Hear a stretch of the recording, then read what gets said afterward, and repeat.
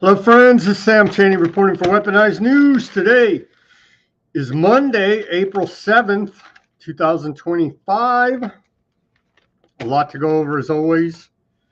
We have a special co-host on the line with us, Adam Clark Ruckus from alternativecurrentradio.com. He'll be joining us in a second after I get through the intros here.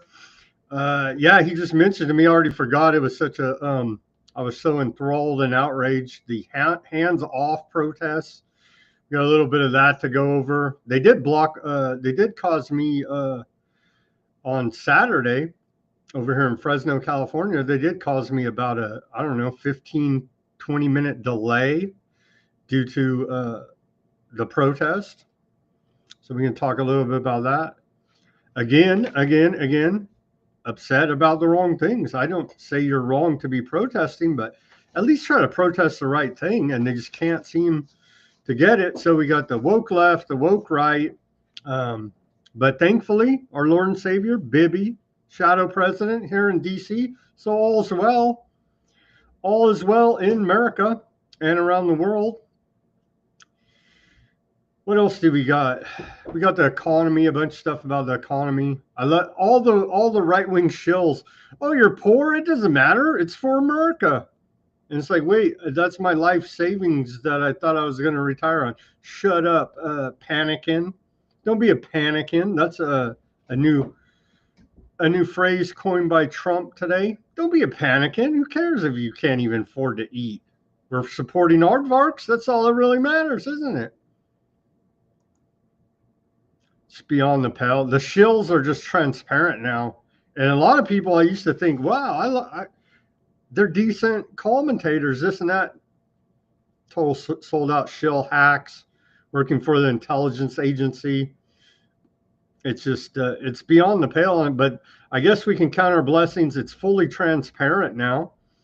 But you got the woke right. And so they'll attack you over it. MAGA will attack, just like the woke left will attack. And so we're sitting here in the middle saying, you people are crazy, man. All of you people. And upset about the wrong things continues to be a theme that I'm noticing. And, thinking, I guess it's come out today, thinking is a conspiracy theory. So you should just do what you're told by your authorities and the government, and everything will be okay. As promised, even though they break every politician breaks every friggin' campaign promise they ever made. It doesn't matter. Trust them. Trust the plan. Trust the lying criminal government. You got old Larry Fink at BlackRock saying, oh yeah, I think that we may be going into a recession. News, buddy, news for you. I know we're not elite bankers that control the large majority of the world's wealth, but for the rest of us, Joe Blows out here on Main Street, we've been in a freaking recession since, since at least the beginning of the medical intervention period, probably even before that. But who cares about the rest of us? Who freaking cares, right? That's the message I get out of all this, is they really don't care. They don't care about you if you live, die. They actually would like you to leave early on this Earth tour mission that we're all on here. Just, it's beyond the pale. But we got a bunch of tariff news, back and forth, negotiating. What else? There was a big child pornography ring bust in Florida. We got that report. What else? We got public health news. By the way, it is World Health Day. And so you're advised to take your medicine that doesn't work and has horrific effects. And so we fully support that here at Weaponized News, as we've gone into being pro-corruption, I guess, to be more on the left-wing side of things. So we're pro-corruption. Trump also says you need to take your medicine in a different context for the economy, but it could all be the same context. What the hell? And so it is World Health Day, according to the World Health Organization, the greatest health organization the world's ever known. And so we fully support them. We've never cyberbullied them. YouTube, Google, that was a made-up thing by you guys. And so we're going to cry foul about the defunding of them, because God forbid me and the rest of American taxpayers, the world's health is not on our back. God forbid, I know. What else do we got? This crazy story, genetically modified dire wolves. And so, yeah, we're basically they're rolling out Jurassic Park here now in real life, if you can believe them. I don't know. Honestly, I have a hard time believing any of this stuff. Maybe it's real. I don't know. It's what they're reporting it as real, so that's how we'll report it. But I would always take all this with a grain of salt. Yeah, CIA, Paris Hilton, and Peter Thiel invest in woolly mammoth resurrection, and that's this company, Colossal Biosciences. Literally playing God, if you believe they're even doing this. I don't know. It's being reported as if it's real. So that's how we'll convey it to you for now. So the good guys, yeah, playing God. I don't know how they can outmatch Bibi, but they're going to give it a try. We got geopolitical news, the big news, Bibi, Washington. We got clips from Trump's talk with him. Yeah, genocide there continues in Aardvark land. Any criticism, I guess you'll be deported, droned. Maybe let's drone you. I don't know. We're trying not to run afoul of the censors of Satan here. We're trying not to run afoul of Satan, but we'll see how that goes. Probably not very well for us. What else is it? Today is International Beaver Day. International Beaver Day. Celebrating nature's engineers. I think I do remember watching a nature documentary, and the beavers they know how to build dams, man, and divert the water and go about their business like that. And then it's also National Beer Day. National Beer Day. And so quickly, we got a lot in this day in history. Let me get through it quickly for you. Thank you to everybody tuning in. I see some people have tuned in on the X, the other channels, Kick, Twitch, Facebook, YouTube, Rumble, of course. Thank you, everybody, for joining us on this Monday. Quickly, this day in history of April 7th, going back to the year 30.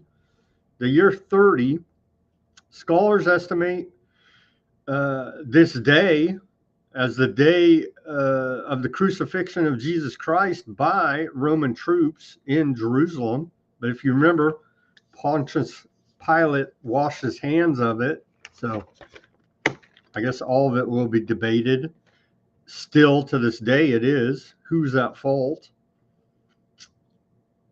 But other scholars say it was April 3rd. So pick your day of horrific day, actually, but many Christians love it. So in 1509, France declares war on Venice. I wonder why. They're good guys, right? As we've learned here throughout going through some of our history. In 1541, the first Jesuit missionary, Francis Xavier, leaves Lisbon, Portugal for the East Indies to go ahead and convert some savages to Catholicism. In 1712, we saw a slave revolt in New York City. In 1795, France adopts the meter as the basic unit of measurement. We like to be different here in America than the rest of the world, and screw base 10.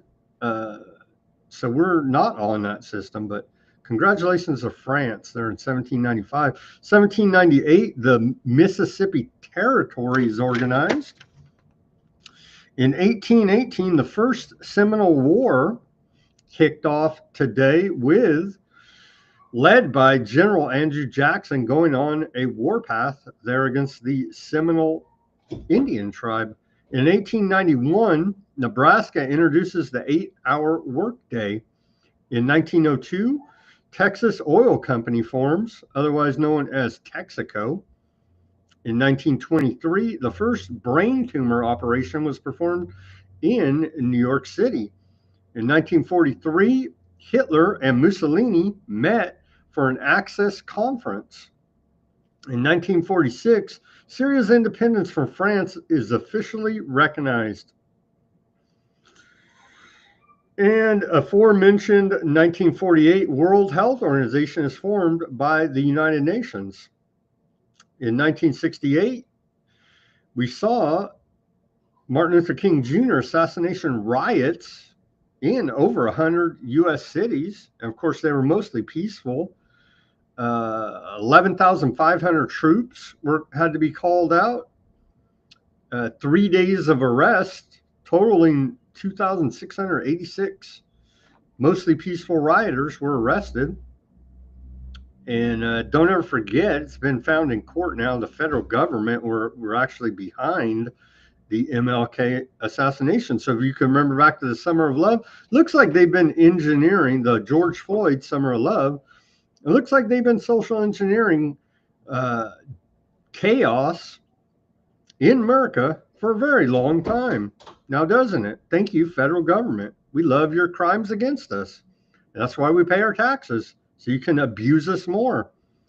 In 1969, the internet's symbolic birth came about with the publication of RFC1 for you computer nerds out there.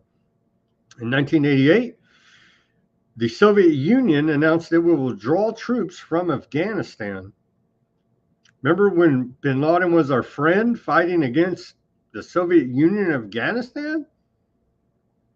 In 1990, John Poindexter, the U.S. National Security Advisor, was found guilty of 5 counts of lying to Congress regarding the Iran-Contra affair. Remember that? In 1994, we saw the beginning of the quite horrific Rwandan genocide, estimated to have killed 800,000+ Rwandans there. And that's a crazy rabbit hole to go down if you ever have the time and interest about what all went on in the Rwandan genocide. In 2003, U.S. troops captured Baghdad in 2 days, and Saddam Hussein's regime fell thereafter in 2 days. And so I'm glad we got that Saddam, because he attacked us on 9/11. Wait, that didn't happen. Well, we stopped them from having weapons of mass destruction and destroying the world. Wait, that didn't happen. What the hell? At least we made his regime fall in 2 days.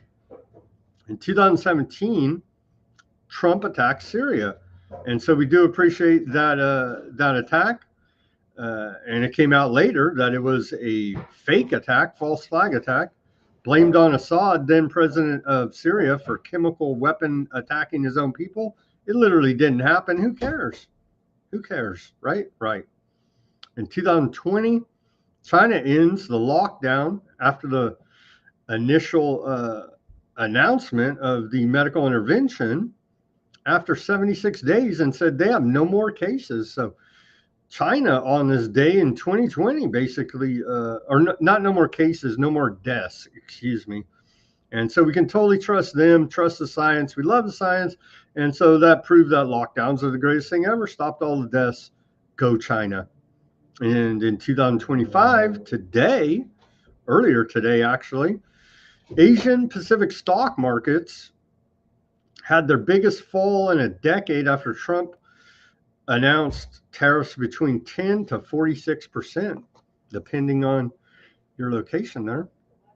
Let's go ahead and play the segue for Ruckus here. And so we're not worthy. Here's the segue of Bibi arriving at the White House. Mr. President, have you been watching the markets today? Mr. President, are you open to pausing tariffs? Have you been watching the markets today?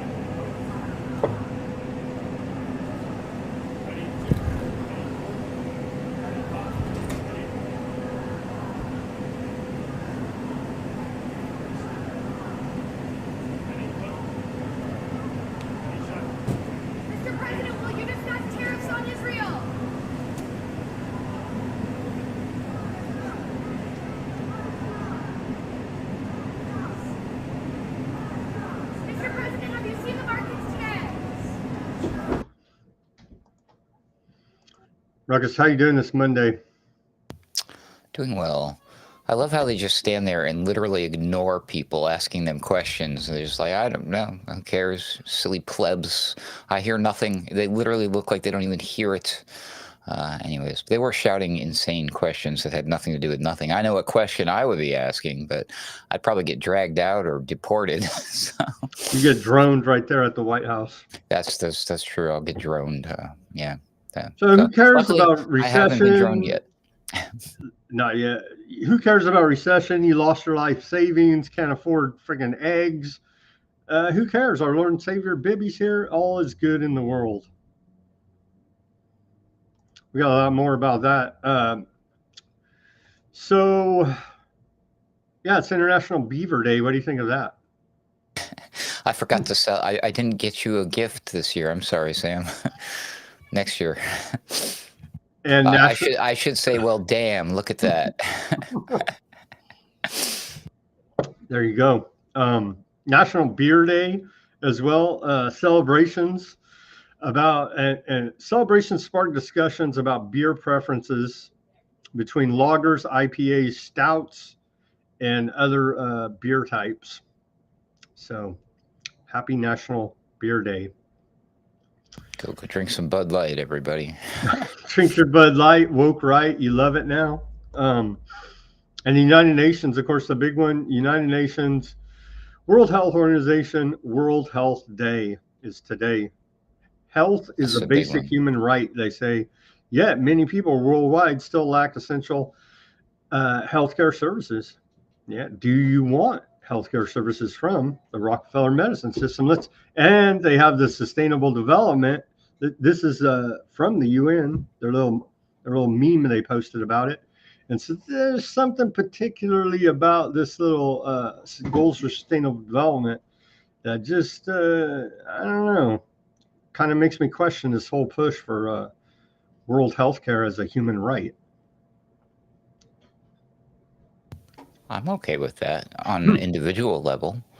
But there's this concept of public health, and that's what I take issue with, because there's no such thing. If you look at it by definition, the public as a whole can't have one labeled health. It's like we each have our own issues, and we each need to be treated as an individual. So I'm okay with the right for me as an individual to individually seek health care, but these things that they do in the name of public health, those are just an excuse to exert their tyrannical control upon us. It's terrible.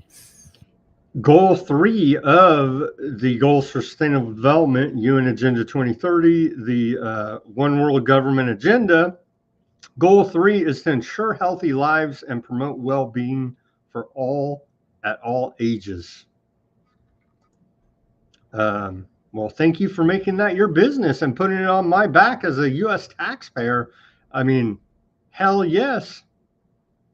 Hell yes, I feel responsible for the world and should pay for it.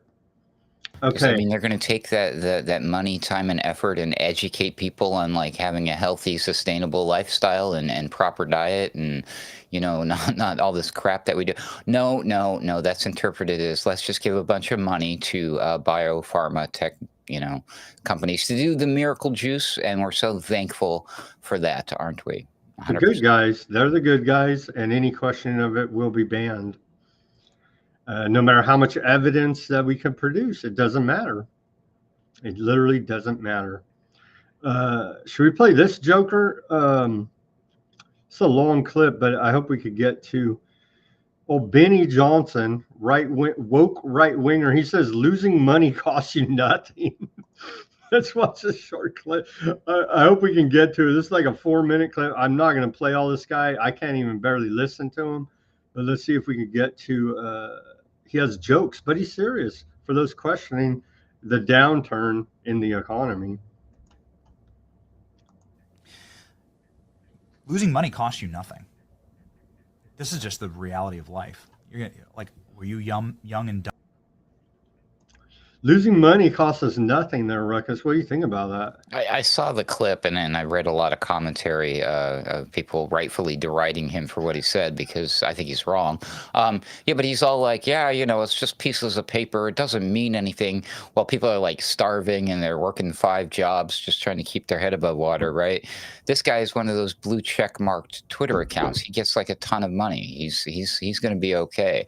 But his argument, if I'm not mistaken, was that we all have to go through this. I mean, it sounds a little bit communist to me, but like he's a right-wing shill is all he is, working for the intelligence agency. But he said that we have to endure all this pain so that we can, what's more important than us individually being able to survive and have money. It's much more important that the country heals, that the country gets better. It's all in the name of the country. And I'm like, wow, dude, he's speaking like a straight up like Soviet communist. It's really wild, man. This nationalism stuff. What's another word for nationalism?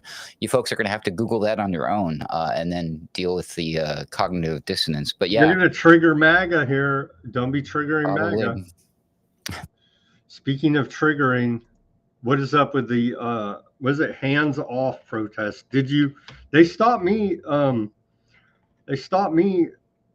in traffic here. There was a big old traffic jam when I was trying to get back home from work on Saturday over here at the mall in Fresno. There was a bunch of them. I don't know, maybe 300, 250 people out there.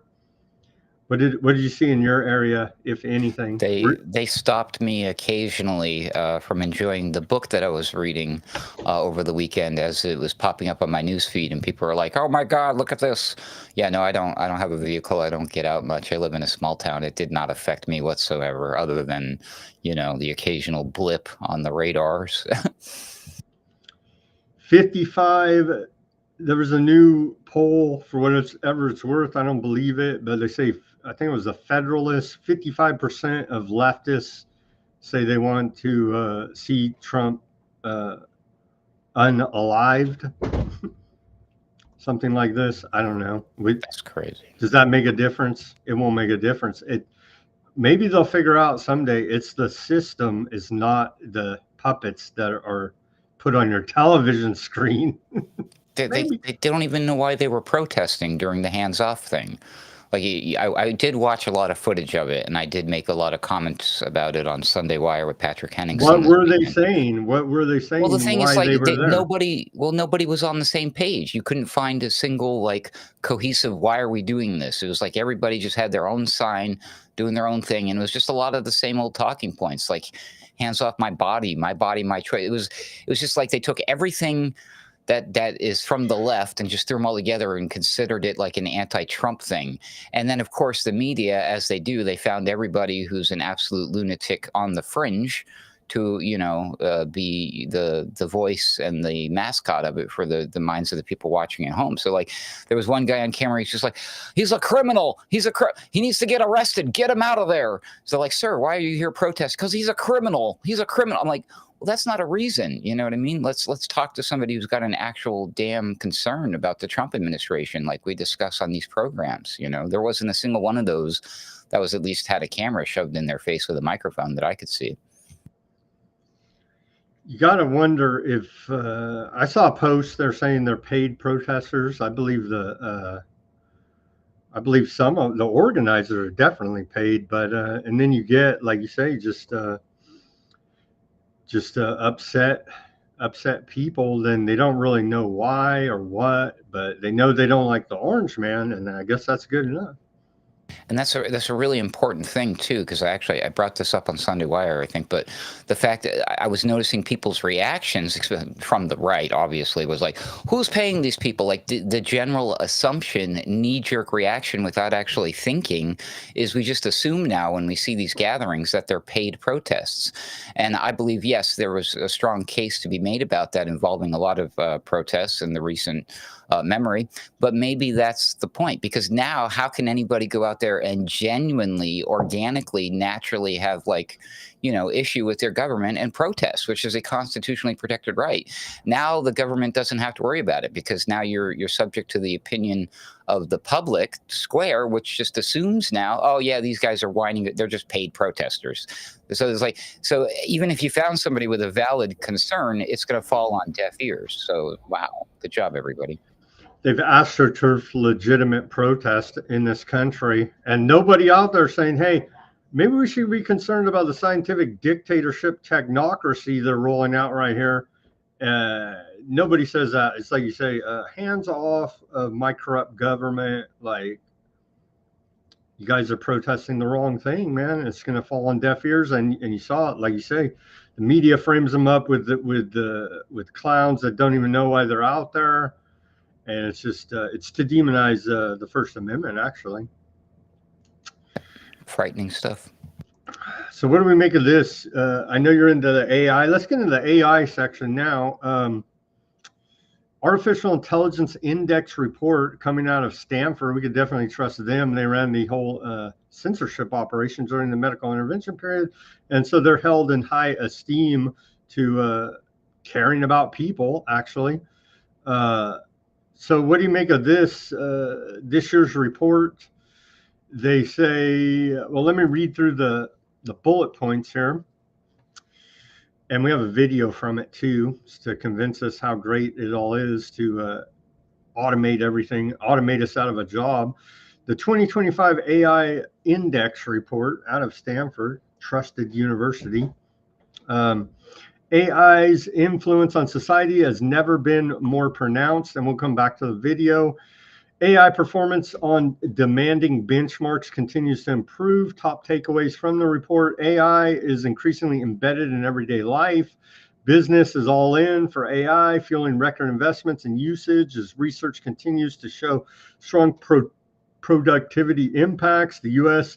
still leads in producing top AI models, but China is closing the performance gap. The responsible AI ecosystem evolves unevenly. Of course, they're responsible. They would never exploit people using AI, even though they used all of our data without any permission. Who cares about that? They're the good guys, as usual.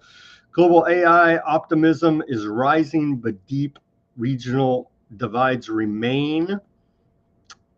AI becomes more efficient, affordable, and accessible.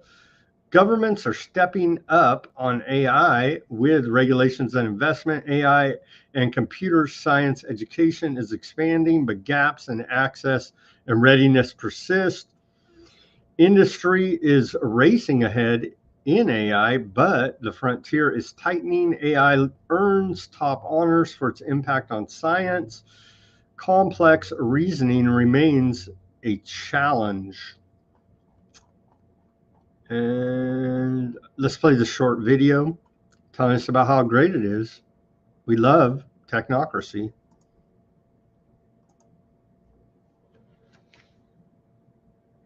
Technology that's going to affect all of humanity. It's going to be used in all parts of our society.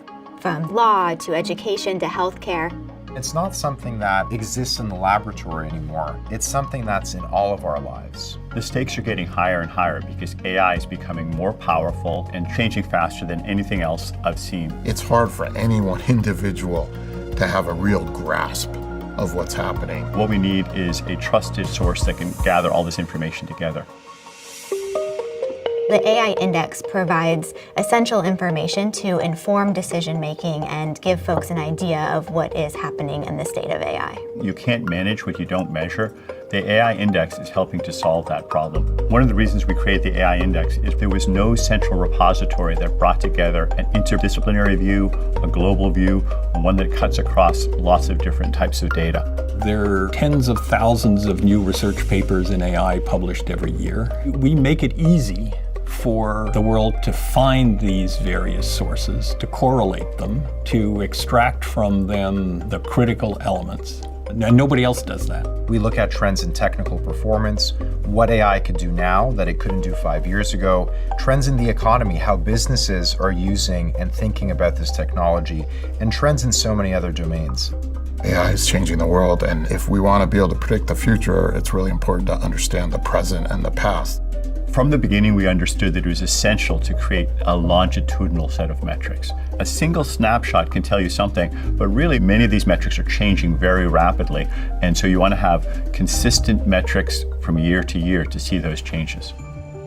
Stanford University, unlike any university I've ever encountered, is one of the few places where there's such unique cross-collaboration between domains and scholars. Academia is a neutral space. It's a nonprofit, so readers of the AI Index can engage with the information without having to consider whether commercial motives come into play. It's really important to have a voice that's trying to think about the implications and how to shape it positively, and that's what our institute, the Stanford Institute for Human-Centered AI, is about.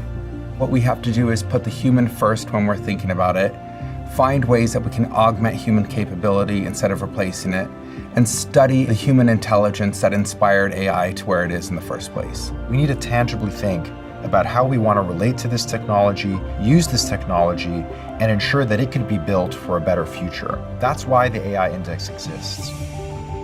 The AI Index is not just a report. It's a compass for policymakers, researchers, and the public. To navigate the future of AI from a place of knowledge. As a trusted source, it provides the foundation for informed decisions and further exploration.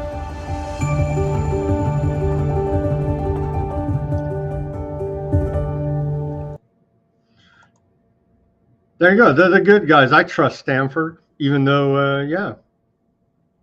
I am pleased that this next warp speeding of technology forced on society is actually coming along with informed consent, unlike the last one, if you know what I mean. I'm sure you get my point. So they say, yeah, I don't trust them at all, but Google AI mode enhances. You've been working a little bit with Google. What's been your experience there? Google AI mode enhances visual search. Gemini AI model is they're rolling out. What do they say here? It's integrated multimodal capabilities through Google Lenses. How's your Google AI experience been? There's new stuff coming every day. I must have missed that one. So yeah, I don't know. It's constantly forced on me, dude. Now on my computer, it's Copilot through Microsoft. And then on my phone, it's all Android who's doing the Gemini thing through Google. But I don't know. I haven't really dug much with it other than they have Google has this little AI studio. They've got a bunch of different things going. I like to mess around with image generation. I mess around with Grok a lot on X just for fun and to get inspiration for things. But I haven't taken the plunge yet and, started telling my computer, hey, take over my life for me, but that's probably next week, I'm sure, at this rate. Maybe the computer can help wipe our rear ends, hopefully. Okay, here's my AI experience. So I created a AI-produced commercial for Abazaba Enterprises accounting services, and this is what I got on one of the runs that I made. This is from, I'm pretty sure this is Microsoft. But I'll just play a short bit of this, and then I'll play the actual commercial that I produced. And they found it upon themselves to interject political activism into my accounting commercial. Let me just play a short bit of this and see if you could see where they interjected their social justice.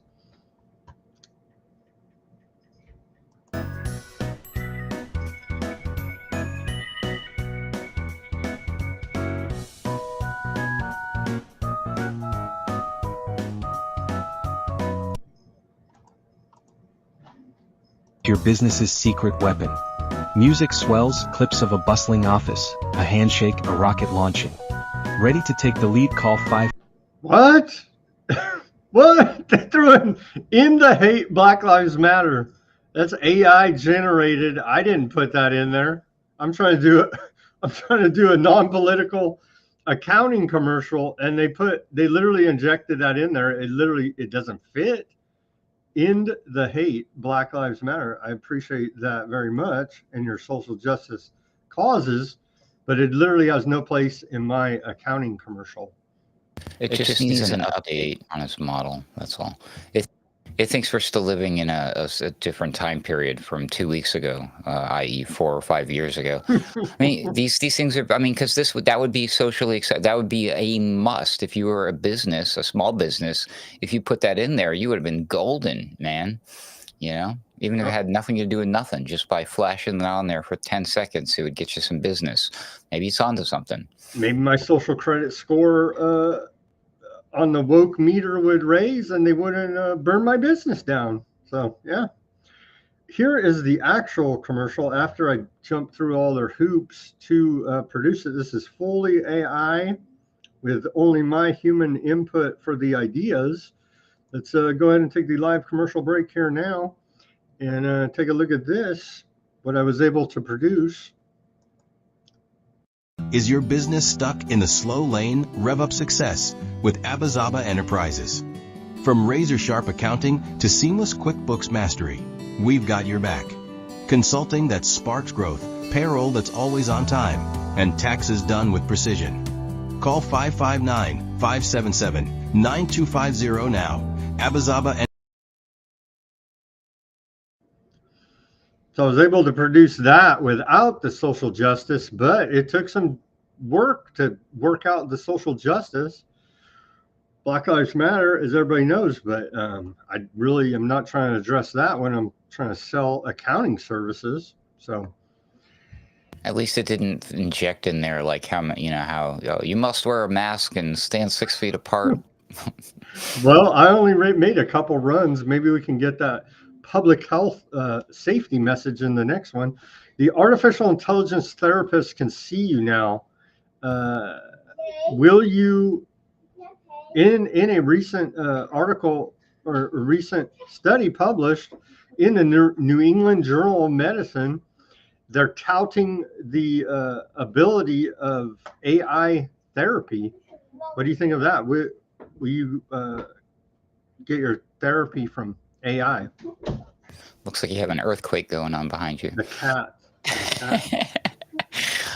AI therapy is actually something I've discussed a number of times on my own program. This one I could see. I really, this is one of those few examples where I might suggest, hey, here's a perfect replacement for humans, because just going and talking to a professional human, just another human being, hey, lay down on the couch and tell me your problems. I never was big on this whole, psychology therapy thing. Like, you could get the same type of therapy from just talking to your friends and family. So if you feel the need to talk to a complete stranger, I think you might actually be better off with the chat bot in this case. As long as you're not trying to have like an affair with it, you're probably fine. But if you're seeking comfort, I mean, talking to an AI chatbot can work a lot of therapy, and it's a bit of an echo chamber in it. I don't know. It might be good. Maybe it'll tell you some stuff that your friends and family won't tell you. Maybe, I don't know. We'll see. I'm on the fence. It may give you some insights. That is a possibility. I don't know if we can trust them. Like Buddhism or something, because all the answers come from within. Maybe it could just be like, you're talking to yourself in a mirror and you feel better, Researchers, according to the study published in New England Journal of Medicine, researchers gathered a group of roughly 200 people who had diagnosable conditions like depression and anxiety, or were at risk of developing eating disorders. Half of them worked with AI therapy bots compared to those that did not receive the treatment. Those who did saw significant improvement. So it's helping people allegedly, but my only problem is, again, what are you going to do with the data?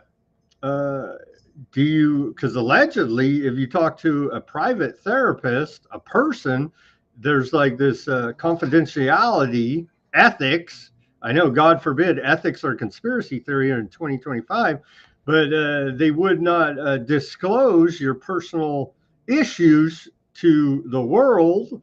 Allegedly is how it's supposed to work. And so my question is, will they disclose your personal issues and use that against you to blackmail you, extort you, and so on, as the data goes into the cloud to God knows who? We know, bad actors, mad scientists. Most likely it'll just be used to better target advertised products to you on your other feeds and your email. Maybe straight to your brain chip, you'll get the billboard ad for the Cheetos because it knows you got a thing for Cheetos. Are you trying to trigger me? Orange Man bad. Yeah, Cheetos. More than likely, though, also it'll be used to better propagandize against you on a one-on-one basis, because maybe, just maybe, the next big sell on the public is going to be tailor-made messaging for each of us rather than one generic blared public message. Might be a little bit more efficient and successful that way. Targeted advertising right to your own personal preferences. What more could we ask for? Based on the data they literally stole from you. So we do appreciate that. Big Brother is moving forward at light speed. What? I saw this story and I was like, what? Are you kidding me? AI proves that fingerprints are not unique, upending the legal system. Fingerprint analysis has been a dependable tool in crime solving for more than a century, but it turns out investigators learn a fingerprint evidence to identify suspects or connect them to specific crime scenes, believing that every print offers a distinctive code. Yet a team of researchers has found that prints from different fingers of the same person can sometimes appear more alike. This insight came from an artificial intelligence model that revealed surprising connections between prints. I've heard about this phenomenon for a long time. There are people who've actually been wrongfully imprisoned and incriminated because of fingerprints. They're not nearly as reliable as people suspect. It's interesting that it took this long and it took artificial intelligence to discover it, because this isn't like AI is like, oh, no, it can gather all the data. I mean, it's out there. People know about it. I knew about it. A lot of authors, especially if you write crime novels, they understand this. But neat that just because AI says so. Oh, okay. It's a new phenomenon. Like I read it on the internet, so it must be true. AI told me, so it must be true. In this case, I believe the AI is telling us the truth. Bibi didn't tell me, so I don't believe it. Okay, there's that. What do we make? What do we make of this crazy thing rolled out over the weekend? Kawasaki unveils hydrogen robot horse. Is this even real? It's hard to tell if the video is. This looks real. There's another crazy one, had to be CGI, but let's play this short video of them unveiling their at Kawasaki. They're crazy, and they want people to ride this, like similar to a all-terrain vehicle. 川崎重工業は今日、大阪・関西万博に展示する水素で動く4脚ロボットコルレオを公開しました。2050年の移動手段を想定したコンセプトモデルで、乗馬するようにまたがり、重心移動で操作します。タイヤでの走行が難しい山岳地帯などでも、マシンのサポートで安全に走行できるということです。Corleo, the robot horse that's allegedly powered by hydrogen. It's only one horsepower, though, unfortunately. What a strange group of people the Japanese are. That's all I gotta say. I believe that's real, and I think that it's not gonna be jumping off no snow-covered cliffs, but I imagine the product will be available and people can purchase it. It'll be the ultra rich who buy it because it's cool. They'll be drunk at a party and let people ride it like a mechanical bull or something silly. But why? Why are they doing this? Only the Japanese would come up with something like this. Elon Musk is probably he's like, I got 5 of them already. They say they're leading the future of mobility with this Corleo. I like wheels. I'll stick with my skateboard. Thank you. They got a bunch of them, all kind of different animals that they made into robots. So it's like Transformers in real life. You want to watch the video? They can grow up. They're just big toys. Here's what do they got? A kangaroo, a rat, a rabbit. Here, let's watch a little bit of this video of all the different animals that they. When we go into our full transhumanist future, there will be no more natural anything, and everything will be robotic. And so we look forward to that day when they kill nature.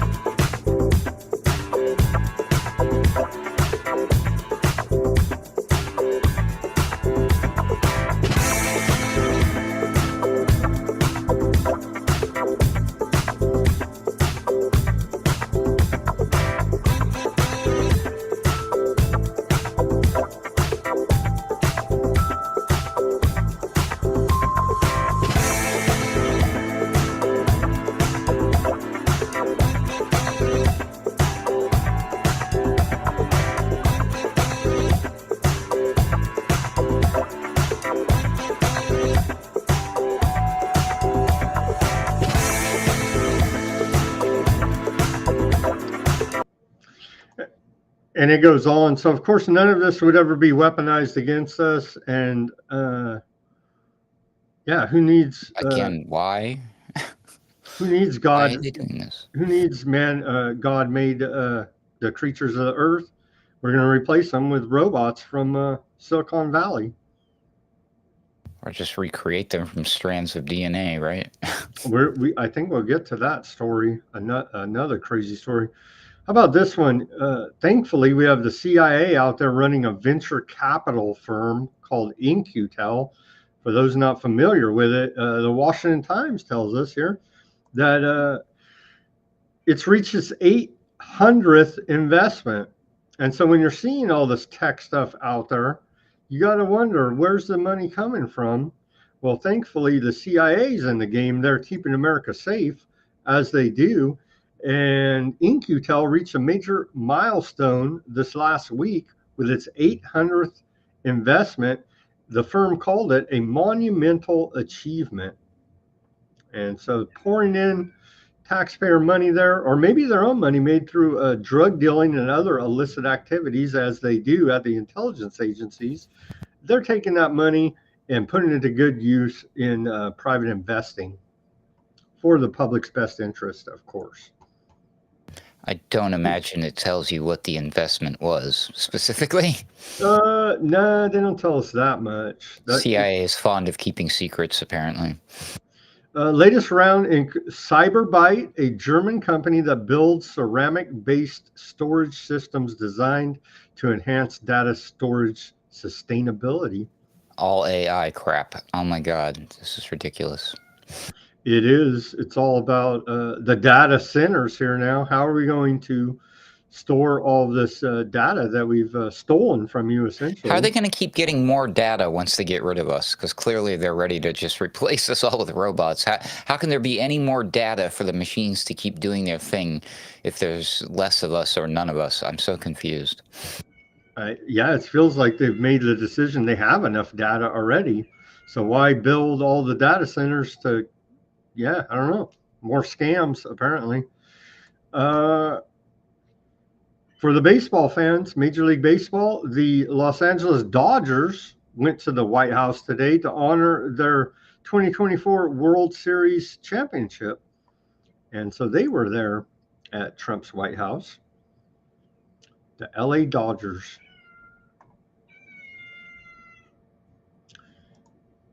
Trump says he doesn't want stocks to go down, but sometimes you have to take the medicine.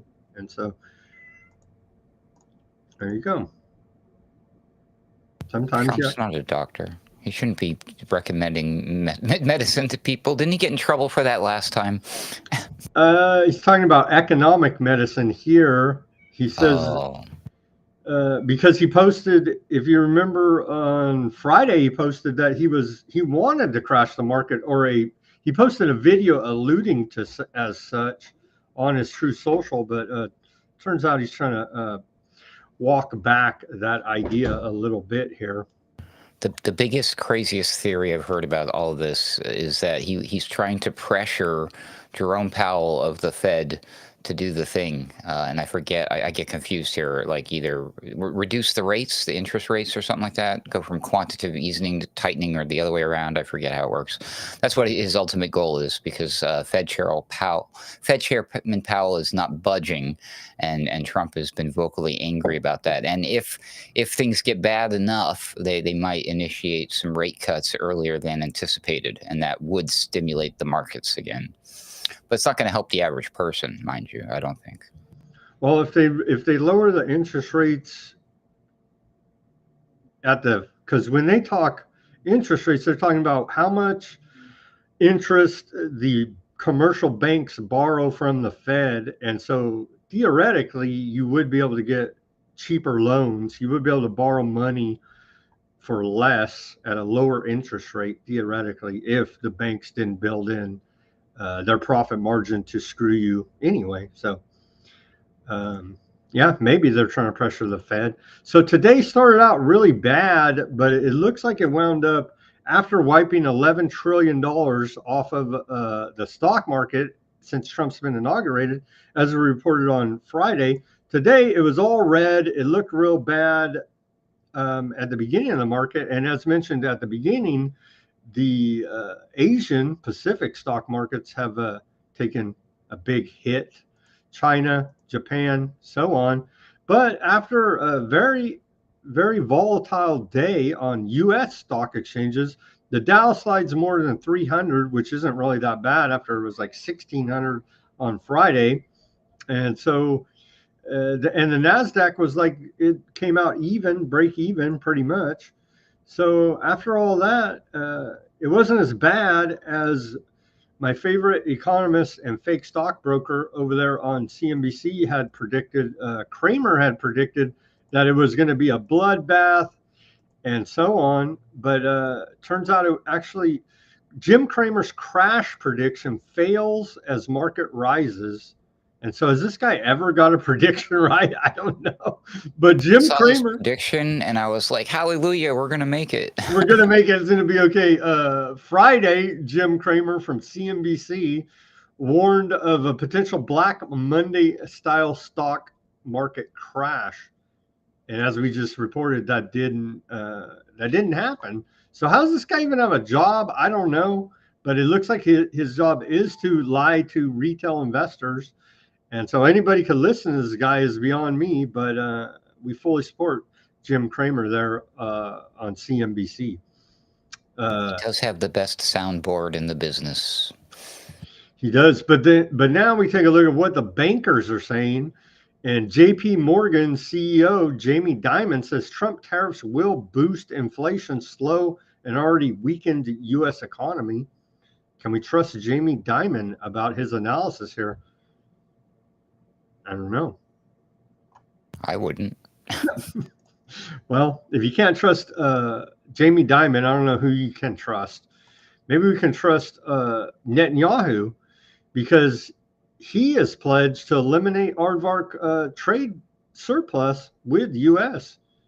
And so doing his good deeds for American economy. And who else could we trust? We could definitely trust BlackRock's Larry Fink. Larry Fink has expressed concerns about the current state of the economy, stating that the U.S. is likely already in a recession. Where you been, Larry Fink? I've been saying it for 5 years, but the official, according to their official rig data, two negative quarters of GDP growth would equal an official recession. But who cares if you can eat? Eating's overrated anyway. Let's hear from Larry Fink at the Economic Club of New York.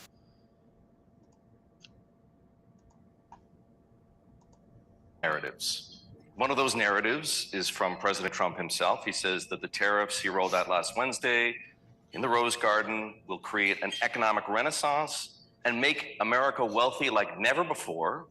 And then the other narrative is the public market narrative. That's the one that's telling us something altogether different, that the tariffs are an economic train wreck in the making. And if anything, they'll make not only the US, but perhaps other countries a lot poorer. Which of those narratives is right? It's probably something in between, but I'm, as a market participant, I'm more in the market narrative. So let's be clear. In the United States right now, 8% of workers are in manufacturing. 8%. 8. So how much more should it be? 16%? I don't know, but it's not. I don't think. I looked up what the new entry level of automotive worker is today. It's about $25 an hour, $25 to $28 an hour. That's not a great job versus today. And Brad Smith, the president of Microsoft, talked about this last Monday, stating that we're going to have a shortage as large as 500,000 electricians in this country. Electricians today are paid over $150,000 a year, especially if the advanced electricians are doing AI and all that. So there are many ways where we could create great jobs instead of this whole reordering. Damn, it should have been an electrician, huh? It's a dangerous job. I know some electricians. But yeah, I don't know. Larry Fink, the guy changes his mind all the time. You can pull up videos of him just 4 years ago, if not earlier than that, of him saying how he doesn't trust Bitcoin, he doesn't trust cryptocurrencies, and then pull up some stuff he's been saying in the last year about it. He's all in. They know what they say influences confidence in the markets. And so it feels like what they say, they calculate everything they say. They're not just, they're not giving us an honest analysis because they're not honest actors. Take it with a grain of salt. Trump urges strength, introduces PANICAN, a new term. So Trump has coined a new term today. Don't be a PANICAN about the economy. The United States has, let's read right from Trump what he said here. I'll put it on the screen. Trump said, the United States has a chance to do something that should have been done decades ago. Don't be weak. Don't be stupid. Don't be a PANICAN. A new party based on weak and stupid people. Be strong, courageous, and patient, and greatness will be the result. Very inspiring there by Trump. Don't be a PANICAN. All I see is the first 3 letters, PAN.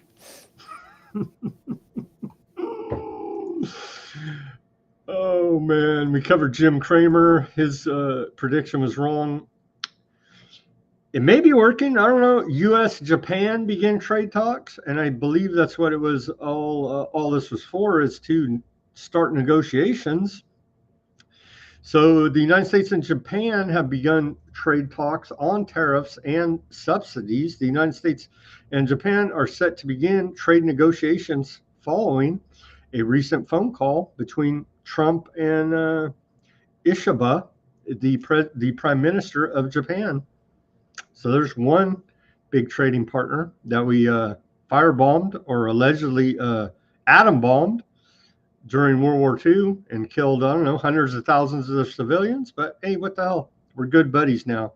That's a strange thing as well that I've never really been able to sort out. But do what we say, Japan, or you may just get firebombed, I guess is the message. You know, Trump has been saying the reason for all of this reciprocal tariffs thing is because we've been treated so unfairly for decades, are his words. And I'm thinking, hold on a second, decades, that's 10 years. Hold on. So you're saying that this was a problem the last time you were in power, in office, and you didn't do all of this? Why not? Something has changed. There must be something else going on. Oh, that's right. This could be to correct for the mistake of past administrations, including his, about not being able to produce the necessary resources as we're moving warp speed into this technocracy and all this AI and technology. This is all a lot about like lithium and uranium and plutonium, all the same stuff, all the minerals and the resources, the gold and the silver, even oil as usual. Well, a lot of folks are comparing, like there's talk that we're going to go into a stagflation because of this, or we were already headed there. And that was all related to the 70s during the oil crisis. This was before I was born. But the same type of geopolitical tensions were taking place because there was an Arab war with Israel. Weird. And here we are. It sure seems that that's where we're headed next, right? Another one of those. Maybe we'll get to that. Hopefully we can have a third world war over Iran getting a nuke in 2 weeks. Trump threatens 50% tariff on China amid trade tensions. And so he's escalated it here now. He originally proposed 34% tariffs on China. Now he's raised it to 50%, just a threat. As aforementioned by you, China restricts rare earth exports amid trade tensions. And so all these different rare earth exports that go into the high technology manufacturing, what do they got? 7 rare earth minerals, including samarium. I never even heard of some of this stuff. Gadolinium, terbium, dysphorium, luteum, scandium, and deuterium. This isn't even real stuff. I think it's made up. But anyway. I swear, if these are the key ingredients for brain chip interfaces, I'm going to be very pissed off. So China said, you want to tax us as much on these imports with your tariffs? We're just going to go ahead and cut you off and not even do business. So that's where we're at here now. That's where we're at. Trump with the threats. And didn't he threaten like 100% tariffs on some penguins in some place where there's like no people? Yeah, the penguins are pissed off about it. So we need to negotiate with China, I guess, if we want access to the rare earth minerals that they possess. So we're going to see how that goes. U.S. rejects Vietnam's zero tariff proposal. Peter Navarro, senior trade advisor to Trump, has stated that the United States will not accept Vietnam's offer to reduce tariffs to 0%. Navarro emphasized that the real issue lies in Vietnam's non-tariff barriers, which include practices such as dumping, intellectual property theft, and 10% value-added tax. So it's not going to work to just go 0% tariffs. We want even more from Vietnam, or we'll dump some more Agent Orange on your head. How about you do what we say in Vietnam, because you already know the consequences there. As long as they don't do what they did in Korea with the poop-filled balloons. Remember those? Oh, man. Trump claims grocery prices are down. Public data disagrees. I disagree. Anybody that goes grocery shopping would disagree. Trump recently stated that grocery prices, along with energy prices and interest rates, are decreasing. He specifically mentioned a significant reduction in egg prices. That's a whole made-up hoax by the friggin' media. It's stupid. So, yeah, I don't think prices have gone down here by my own personal experience. What about you? Are grocery prices going down, or are you going on a fast in support of Netanyahu's visit? I've been on an intermittent fast for other reasons, so I haven't noticed. Due to poverty? I bet, yeah, I quit going grocery shopping because I can't afford it. Doesn't affect me. I'm just kidding. But yeah, I don't know. They seem, it always seems expensive to me every time I go, no matter what, doesn't matter. It seems pretty damn high to me. And as I continue to report, I shop at a discount grocery store, grocery outlet, and even there, I couldn't imagine going to like mainstream grocery store like Vaughn's or something, Save Mart or something like this, or stores like your mainstream grocery stores. It's freaking crazy high prices there for sure. U.S. to eliminate capital gains tax by 2025. Trump has announced that the United States is on track to fully eliminate the capital gains tax in 2025. That would be taking tax off of the quote rich. But we'll see if the left wingers can catch a clue about this and protest that. I don't know. But everybody I like this one because I do too. I want no crypto tax. Stocks, yeah, no capital gains tax is great, but the problem is the way things are going, nobody's going to have any capital gains this year. So True. what does it matter? It's all a loss. True. The proposal to eliminate capital gains tax would represent a significant change in U.S. tax policy, potentially affecting economic strategies and public services. We'll see. That would have to pass through Congress. They set fiscal policy, which is the tax code for, I know that many people say that it's a conspiracy, but that's the actual truth of the matter here. And so Trump can lobby and propose ideas, but it's going to have to pass through Congress if it's to become law. So we shall see. They like to invest in stocks, so I think this is a done deal. It's going to go right through, easy. Maybe they would like to not pay capital gains tax as well. Oh, absolutely, they would. In the name of sobriety here now, we're still drunk off of the whole idea that J.D. Vance is vice president, but somehow he is. And a Peter Thiel plant, by the way, we love you on Rumble and X and all your other, and PayPal and the others. But strangely enough, J.D. Vance is vice president. And so today he celebrated publicly his mother's 10th anniversary of sobriety, allegedly, at the White House. I don't know how you could be sober at the White House, but these are the images that he posted today. And so we do appreciate his mother's 10th anniversary of sobriety. We're still trying to figure out whose cocaine that was found there in the Biden administration. I don't think anyone ever caught to it. So indeed, 10 years sober, allegedly, for J.D. Vance's mother at the White House. Today celebrated.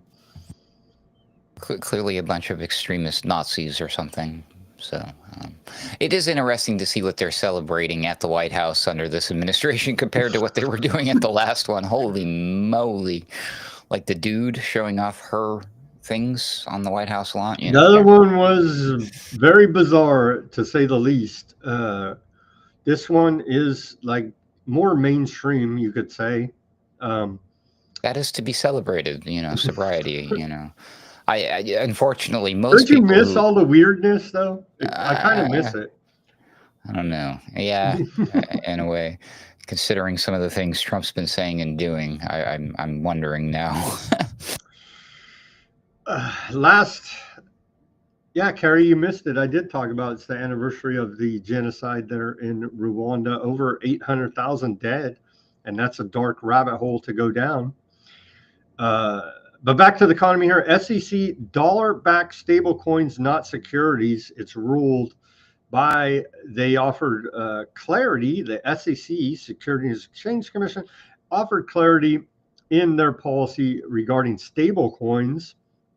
This news coming today clarified that fiat-backed stable coins, which are redeemable one-for-one for U.S. dollars, are not considered securities under federal law. This ruling applies to stable coins such as the USDC and USDT. So that is clarity on regulation of U.S.-based stable coins for institutions, contingent on further regulatory advancements. For those interested, USDC is issued by Circle, which is owned by one of these PayPal mafia types, and USDT is Tether, and I think it's Howard Lutnick. Howard, one of these people that's big up in the Trump administration, has direct ties to the Tether Foundation. So they've all got their fingers very close in the pie, if not something else in the pie, I'm sure. They would never front run and implement policies to profit from, because they're humble civil servants that are doing the work of the people, as we know. But Trump's highly ethical, very ethical people. Very ethical, and yeah, they care about you and me for sure. If this is true, which I don't know how they could, and by the way, California, Newsom is saying that he's going to go ahead and negotiate California's own trade deals internationally. I don't know how he could do that, but that's what he's proposing. Trump raises logging quota to 25% to harvest timber to prevent forest fires here. It's going to affect California in a move that could substantially reshape California's natural landscape. The U.S. Department of Agriculture has issued an emergency order on Friday. We missed that reporting. So we're bringing it to you today to accelerate timber harvesting across nearly 113 million acres of forest land in America. And so the new order serves two purposes. One is to control fires, Trump said. The other, what's the other purpose? The other purpose, thought, although unstated, is likely to increase the supply of lumber and head off potential price increases due to tariffs on Canadian lumber, as the trade war is increasing here now. Gavin Newsom refusal to clear the brush and the dead trees and rake the forest, Trump claims, has been the cause of forest fires.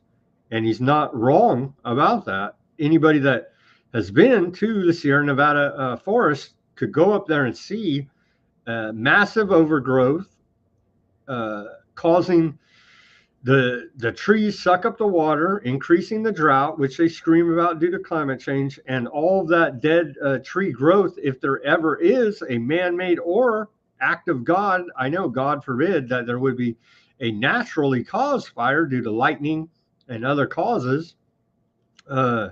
All of this, they need to manage the forest, essentially, which we've been calling for here in California, where I'm at for many, many years. I've told the story about going to the county board of supervisors here to solve it on a local level, and they literally laughed in our face. And then a few years later, all of the forest burned down. So that's action out of your local government. So now it's being tackled here on a federal level by Trump executive order. What do you think of this? Will it help reduce wildfire risk, or actually forest fire risk, and help with offset lumber imports? Probably. It will also probably do a bit of damage against states' rights. You know, all of these federal rules and mandates. So, hey, this is a good one. Yeah, I mean, but come on, California, with your history of wildfire, other places have got this issue too. Why don't you guys take care of this already? This is a known thing. You know, every time there's these fires, I see the reports and they talk to the people and they're like, yeah, well, you know, we got to clear out the brush and it's not getting done. And they're like, wow, why does it take the federal government to step in, step right on your thing, you know, and take your power away and tell you need to do it? You could have chosen to do it yourself a long time ago. Way to go. Way to go. Way to go, county board of supervisors, losers. Yeah, so we'll see how that sorts out. It's going to be a battle. Okay, I think that's all the economic news. What do we got over there? Carrie says that, yeah, they blame the bark beetles. I think it's more than that. I think that is a contributing factor, bark beetles. But I believe that I'm coming to learn too here now that we were mistaken, or I was mistaken. I can't speak for anybody else. I was mistaken on the whole geoengineering chemtrails. And I now believe, due to the great work of Jim Lee, that there are there are clandestine government operations, but the majority of the contrails that you see in the sky are actually jet exhaust that do need to be regulated because they are very toxic, raining down on us. But there's no secret government chemtrail program. It's just simply the exhaust in the right conditions from the jet fuel that is highly toxic that needs to be regulated and reined back in. If you would, we did a show with Jim Lee. I hope to do more in the future to talk about this issue, but I think I was badly mistaken about the whole chemtrail issue. It's actually did he address the ones that are clearly just making a back and forth zigzag pattern and they're not flying anywhere? They're just going back and forth. I don't think we got that deep into it, but the idea that it's the jet fuel, I think I'm buying that. And there are, like I said, there are government geoengineering weather modification programs, but I don't believe that's the large majority about what we're seeing. And so I think we're going down the right path now about regulating the toxins in the exhaust. Like put a catalytic converter like we have to on our car on your friggin' jet engine there. And I think we would stop a lot of the blocking of the sun that we're seeing here. But anyway, your ticket prices are going to go up though, because the only reason they don't do this is it's costly, and the big business likes to make big money, so they're going to pass the cost along to you, the traveler. Yay! Yeah, air travel is bad for the environment anyway. Okay, so this is new information after listening to Jim Lee's presentation that I'm coming to think is probably actually the truth of the matter. Instead of screaming about the government spraying us with chemtrails, I think that's the wrong path to go down here. But anyway, that's a whole nother topic for a whole nother day. Continuing here on this, but I believe that the fallout from the aluminum is real, and I believe that's a byproduct of the jet fuel exhaust. And that does rain down on the forest, to go back to that story, and is an accelerant causing the intensity of the forest fires to be that much worse. And it blocks the uptake of water, of these trees in the forest from uptaking water. And that causes them to die out faster and so on, like this. So it's and it gives companies like Monsanto an excuse to make aluminum-resistant seeds that are exclusively trademarked and patented to them. And how dare them, if their seed accidentally lands on your farm, now you're liable for their seeds being on your farm. Weird. They're the good guys geoengineering the world because they know better than God's creation, of course. Okay, this is a horrific story. Florida bust international child pornography ring. We have a video about this, quite horrific. Florida authorities have announced the dismantling of an international child pornography ring, charging 8 individuals, 7 of whom are Florida residents. The investigation uncovered over 1 million videos depicting sexual abuse of minors, including babies. The defendants face multiple felony charges, including RICO, money laundering, and purchase of child pornography. The case highlights the ongoing issue of child sexual exploitation facilitated by the interwebs. Let's watch a short clip about the press conference from the law enforcement telling us about this bust, as we still await the Epstein files. Child pornography ring. We will be bringing charges against 8 individuals this morning, 7 of whom are Florida residents. As a dad of 3 little ones, it's tough to talk about some of this stuff, but what these guys were doing was truly heinous. There's not a word in the English dictionary that can describe the gross content that was on the videos. Our investigators have been able to get their hands on over 1 million videos showing sexual abuse on minors. Many of these individuals were babies that are being sold around the world. What do you even say to this? Capital punishment if it's 100% proven right? I mean, Carrie said it better be proven right, but yeah, I'm all for that. Carrie says there's also, yeah, I think I did see that Interpol busted thousands in Europe. Maybe they are cracking down. Maybe there will be a Epstein file release here. I don't Maybe know. it's Q. No, I'm just kidding. It's not Q. It's not Q, but yeah, I don't even know what you say to this. Capital punishment for those if you're 100% guilty, and the government didn't plant it on your computer, which we know they have also done in the past to frame people up. That's my only drawback on saying full-on firing squad for the perpetrators, is the fact that the government has a history of planning incriminating evidence on people's electronic devices to go ahead and blackmail them and pressure them out of whatever they think they're doing, right? So now there's AI generated material out there too. Ugh. Horrific. Okay, on to the public health section here. We have to be careful about what we're reporting and how we talk about it, thanks to the YouTube, Google there. But it is, once again, the greatest health organization the world's ever known, the World Health Day. It was founded, the World Health Organization, on this day in 1948, and we've never been healthier as a chronic disease and mortality are horrific. But who cares? Take your medicine that doesn't work and has horrific effects, because it's the greatest thing ever.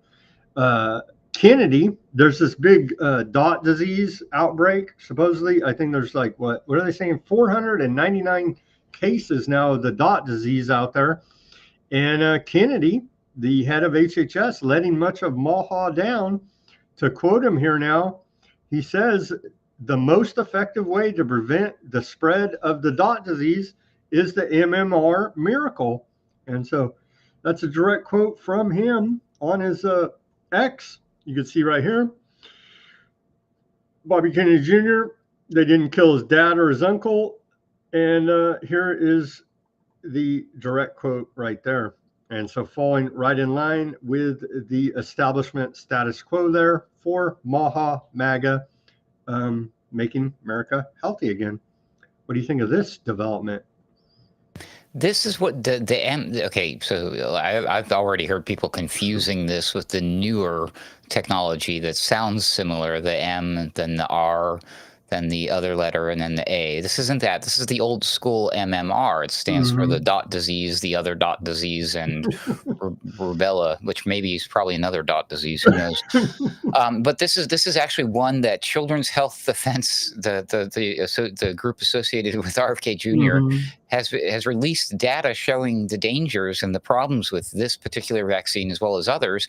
And people have dug up not that long ago, RFK Jr. was out there telling his experience with actually contracting this particular dot disease, if I'm not mistaken, and or having a bad reaction to the jabs. I can't remember, but he was against this not that long ago, and he's done a full 180, like a hardcore. It's crazy. It doesn't make any sense to me. Well, maybe he's trying to not get censored on YouTube like we are. So sure, we can't say the V word. So we do appreciate his full support of the status quo. And we brought him in to change things, shake it up, and so he continues on. Maybe remember the brainworms, Sam, that the guy had? What if they weren't real brainworms? What if they were robotic brainworms and some foreign power is influencing him?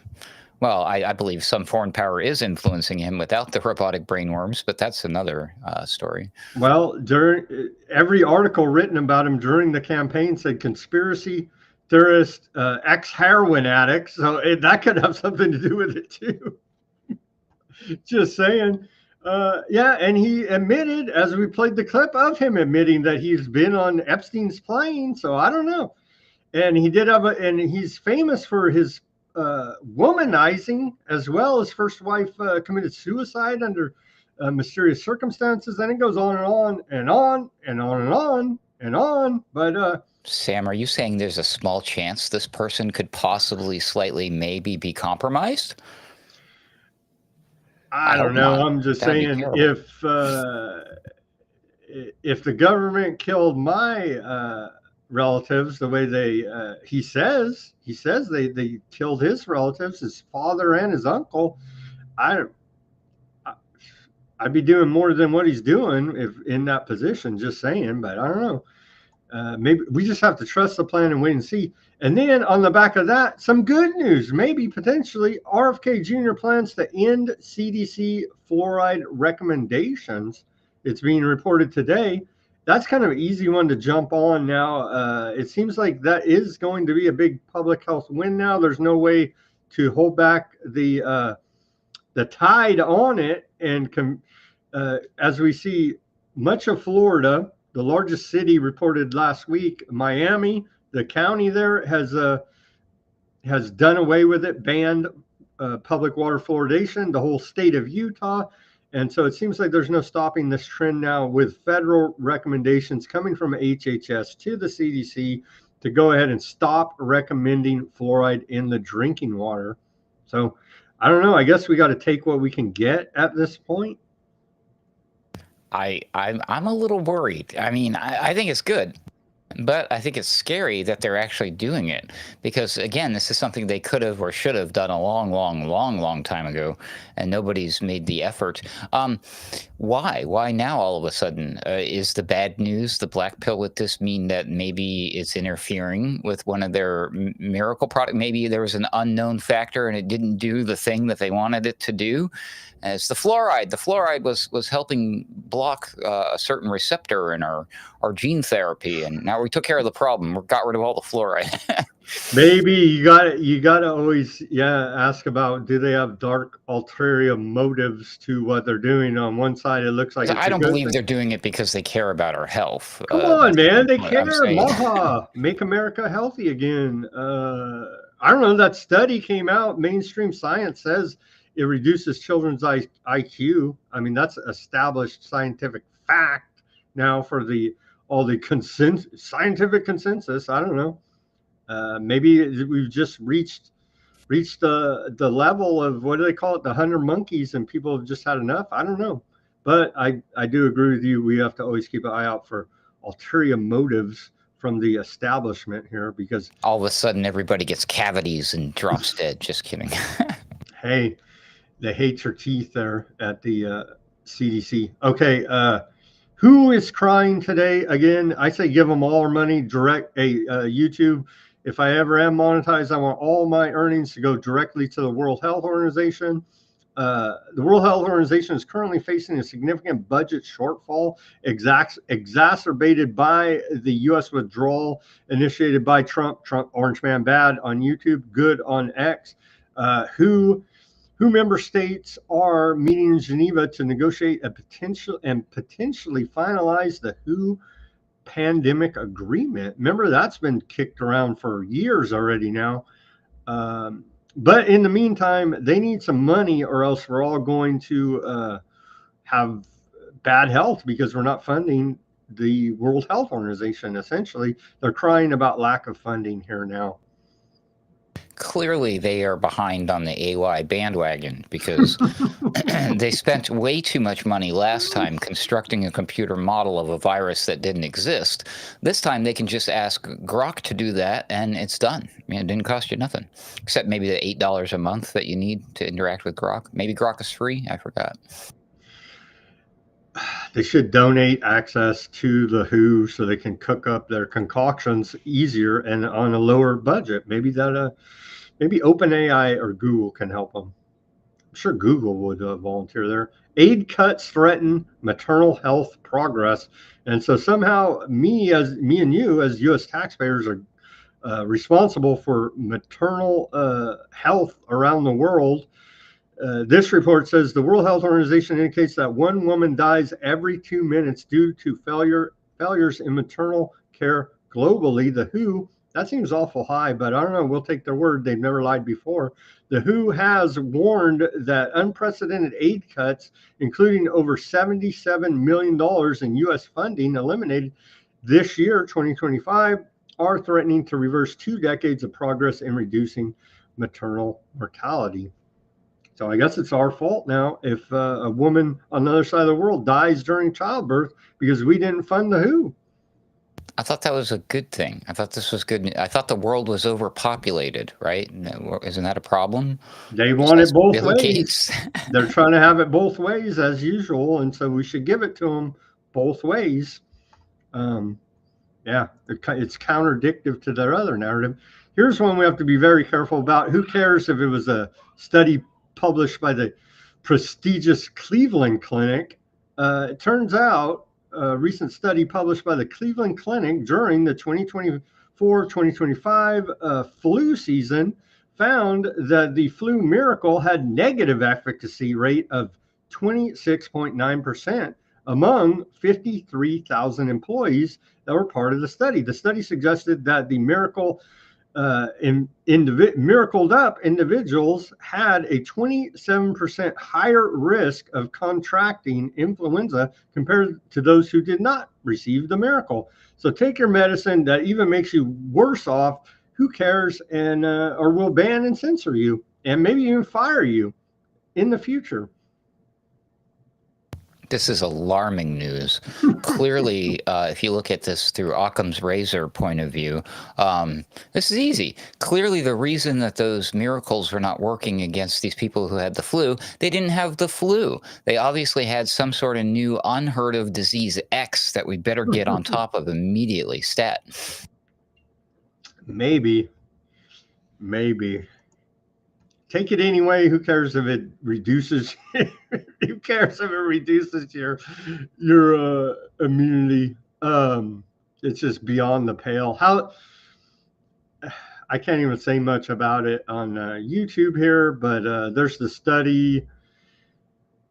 Here it is again for those that want to go look it up. It's just, what do you even say, man? The medicine doesn't work. I'm sorry. I wish it did, but it doesn't. There's your mainstream study right there. Oh, it's working all right. It's working. But we're not going to talk about what it's supposed to do and what they say it's going to do. So, but it's definitely working. Mandated. Okay, this is crazy. Are we going into Jurassic World here? Genetically modified dire wolves born a de-extinction debate. Colossal Biosciences has announced the birth of two genetically modified gray wolves named Romulus and Remus this is going all the way back to last October. These wolves were created by ancient DNA extracted from dire wolf fossils with the aim of reassembling the extinct dire wolf species, which has been extinct for over 10,000 years. Do we believe this? I don't know if I believe this. Very, very interesting, their choice of the names for these critters. Romulus and Remus were the twin brothers. The Romulus is what Rome, the country of Rome is named after. They were birthed by some sort of she-wolf goddess deity creature. I forgot her name. Rhea Silvia, I think is what her name was. And then the father is some sort of godlike creature. But yeah, the Romulus and Remus. Interesting. Why is this why do I bring that up? Because the whole Trump thing and this whole golden age, and they want to reestablish. There's a lot of this reestablishing the Roman Empire kind of thing been going on ever since Trump took office for his second term. So here we go again with the Roman symbology, esotericism. Romulus and Remus are referred to throughout, like, I believe, Freemasonry and other secret societies' teachings. So there's definitely something to that. And of course, obviously, you can say, oh, no, they just named them that because of the wolf. You know, and they're like, oh, that's cute. Twins, because they were twin little wolves, whatever. But I'm not buying it. It's way too esoteric, and the timing is very strange on this. CIA, Paris Hilton, and Peter Thiel invested in the woolly mammoth resurrection by Colossal Biosciences. Let's watch the video they put out.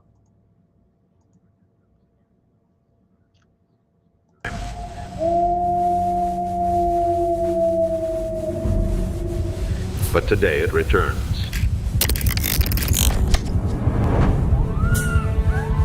Meet Remus and Romulus, the first two direwolves since the Pleistocene era. At just 15 days old, the pups take their first wobbly steps before a much-needed nap time.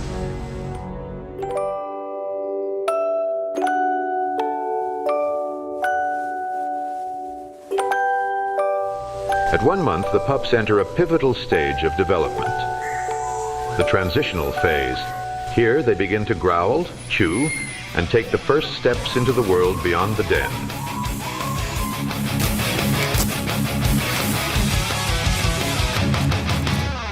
But growing up is no small task, and these little ones have certainly earned their rest.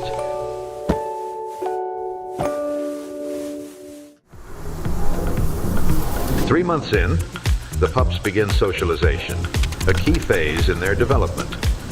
Weaning starts gradually, while play sharpens their instincts and strengthens their bonds.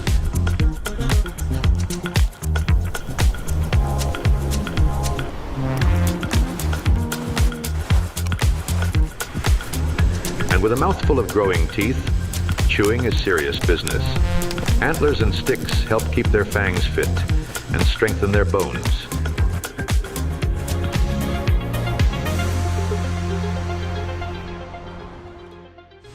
At 5 months, a new instinct awakens. The pups begin to sense structure, challenge one another, and learn the rules of the pack. This stage is marked by rapid growth and an emerging awareness of social hierarchy.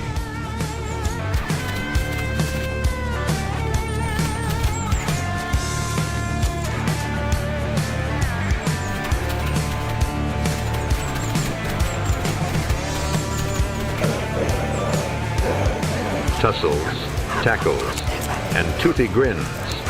Roughhousing may look like play, but it's serious practice for life in the pack.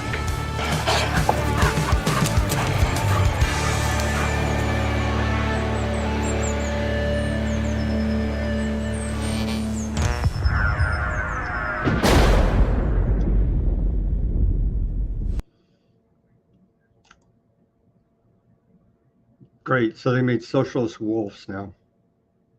They were cute little puppies, though, you must admit.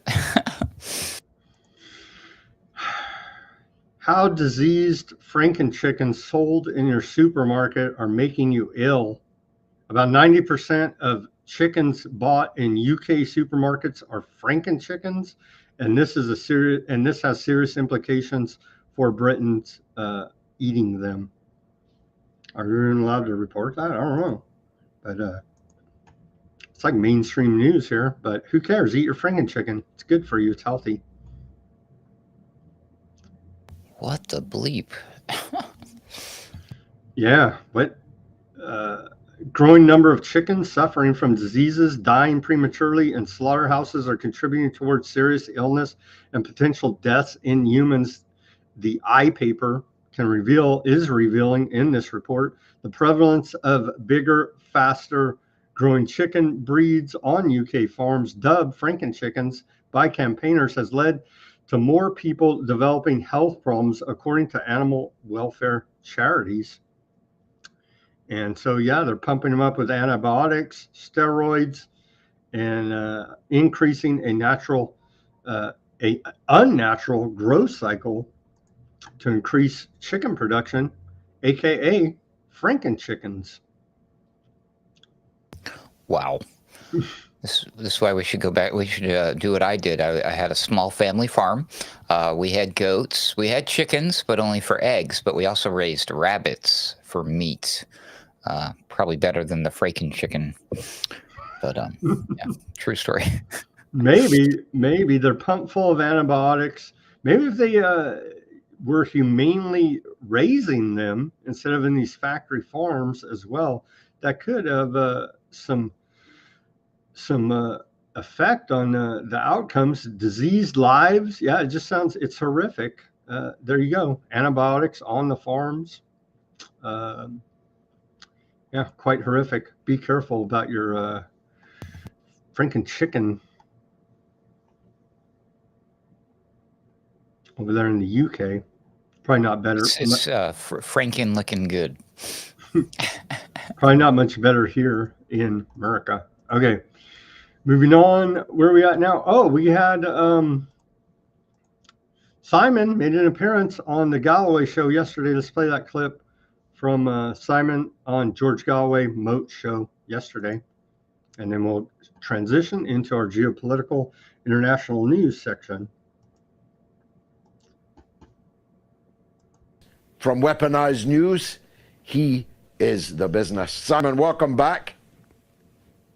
Greetings to you, Mr. Galloway, and to your worldwide audience. Well, as you and your audience members will no doubt be aware, sometimes you and I think outside the box. And today, rather than simply being obscure, we're going to go off planet and draw people's attention to the 40th annual occurrence of the Space Symposium in Colorado Springs of the United States, which people may choose to travel to whilst they're still able to. And what's interesting about it is beautiful. Space. Colorado is a very, very beautiful place. Yes. Well, Trump, as some people may remember, formed Space Force.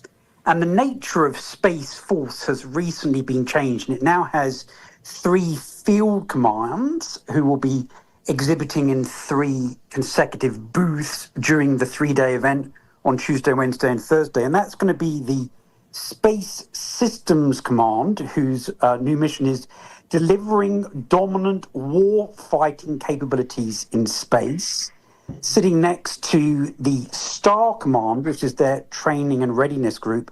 They're going to be readying war fighters and capabilities for combat effectiveness in space. And continuing the line of duplication, there will be the Space Operations Command, who will be forwarding combat-ready space powers.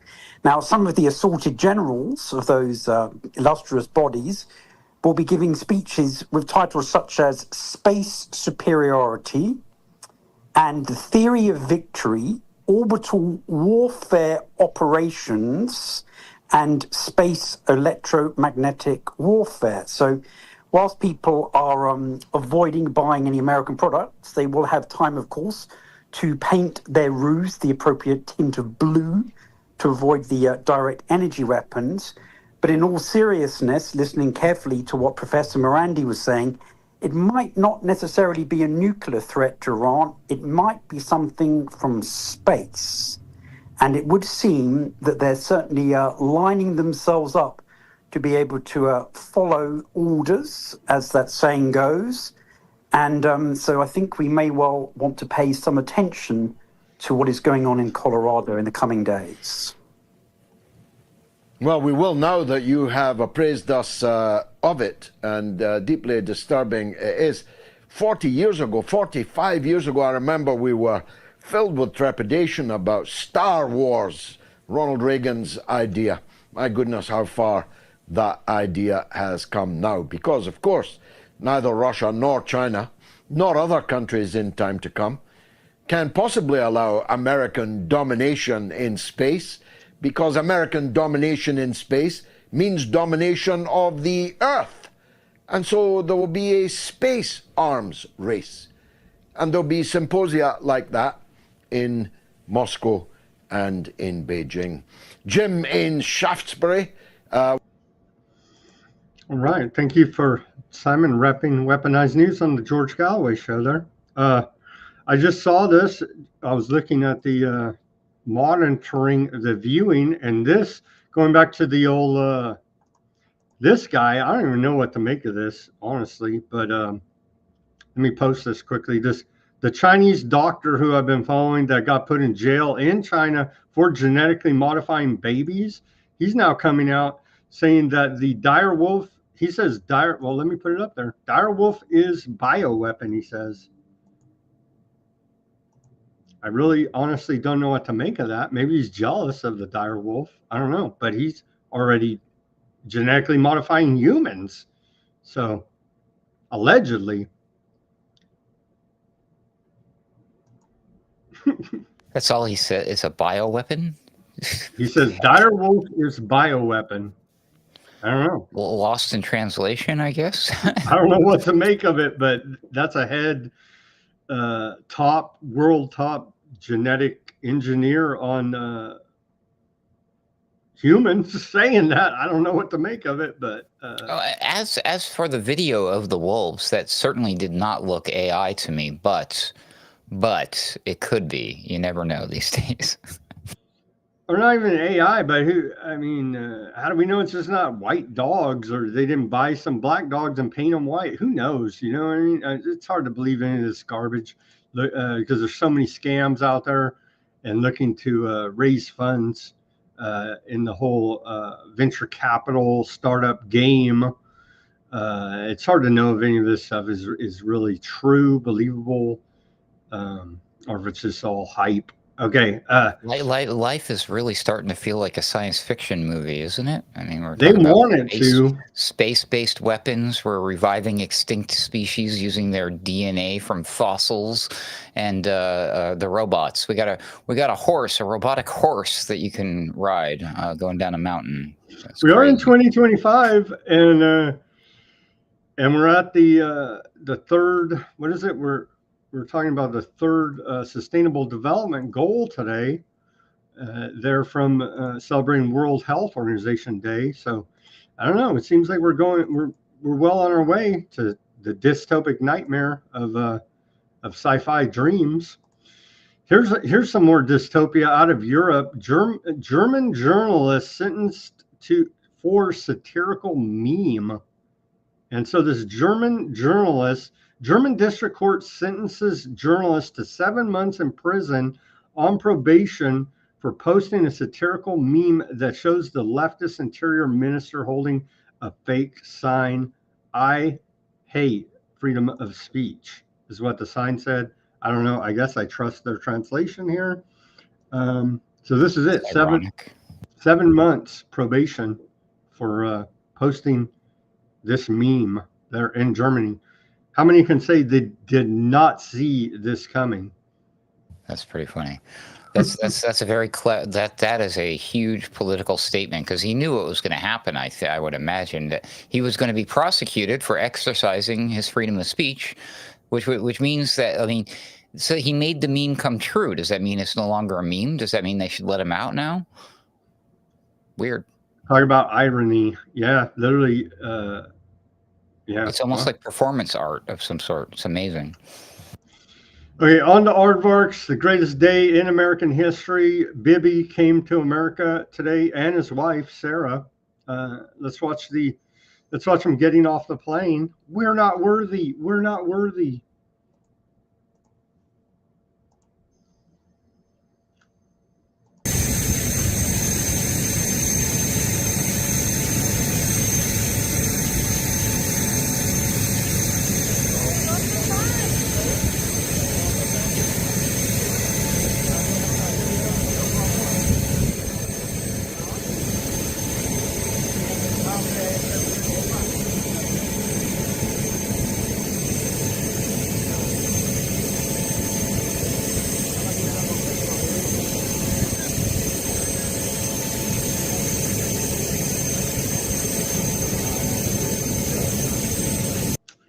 So as is appropriate, we welcome war criminals to America with open arms.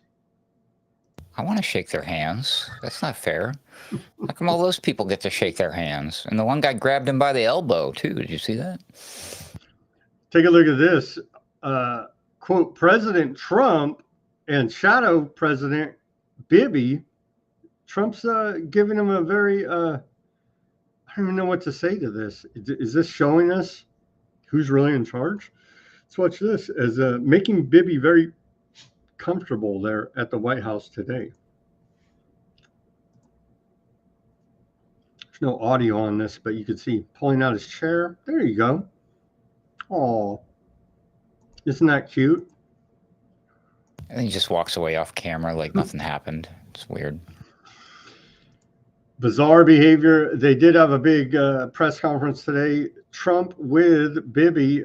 We are a friend of Aardvark Land in an honor, and it's an honor to be so. Let's watch some of these clips from Trump drooling over Aardvark Land. Thank you very much. It's an honor to have a very, very special person. I've dealt with him for a long time, Benjamin Netanyahu, Prime Minister of Israel, and we had lunch together, we had meetings together, staff, and I think we've come up to some pretty good solutions and conclusions, and we'll be working a little bit after this, and then I assume you're going back home. This is a quick stop, in and out. But we appreciate you being here, and we are a friend of Israel, as you know. I would say that I'm by far the best president that Israel has ever even thought of seeing. And what the? It's a What? working visit, Sam, because whatever it is that he's got to do, they had to fly him and his wife over there to do it, in and out, just a quickie. What? The greatest president that Aardvark land has ever known here. Well, yeah. Did you vote for that, MAGA? Okay, CNN tells us war without limits. Aid agency sounds alarm as Aardvark's Gaza blockade enters second month.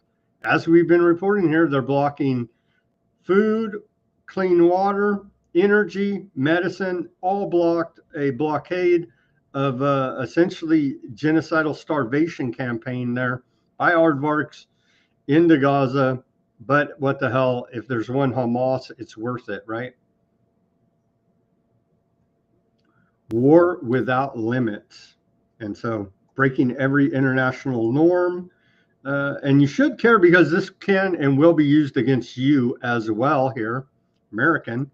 But people don't want to see it that way. So you're going to get what you deserve, I guess. Karen over there in the Rumble chat said, I didn't sign up willingly to be born into clown world circus time. Well, happy to be here with you. What's another way to say wars without a war without limits? Unlimited wars? Whoa. Weird. Forever wars. Yeah. Forever wars. 25 years since the war on terror kicked off with 9/11. And we know how that's going. You'll never win a war against an ideology, an idea. It's impossible. As IDF has told us, many people that are being honest will tell you that. You can't. Ideas are bulletproof. And so you're never going to defeat the idea of terrorism. So it'll just be never ending. So that's what we like here in America, never ending illegal foreign wars of aggression. Microsoft terminates jobs of engineers who protested use of AI products by Aardvark's military. I don't know why you would, maybe they're smart enough to realize this can and will be used against you someday here. And The so story makes me so upset. They should have done way more than just fire those people. They should have arrested them, deported them to Guantanamo. It may be coming. It may be coming. Software engineers, Muslims over there at Microsoft, they were at the company's AI division, were fired today for protesting against the use of AI, Microsoft AI products by Aardvark military. So, yeah, they should. Maybe they can get capital punishment for protesting such a thing. But hey, to be fair, these people should quit. If you're working for a company and you know they're doing something evil, you have two options in my book. You become a whistleblower or you quit. You don't go and you say, hey, I'm just protesting what you're doing.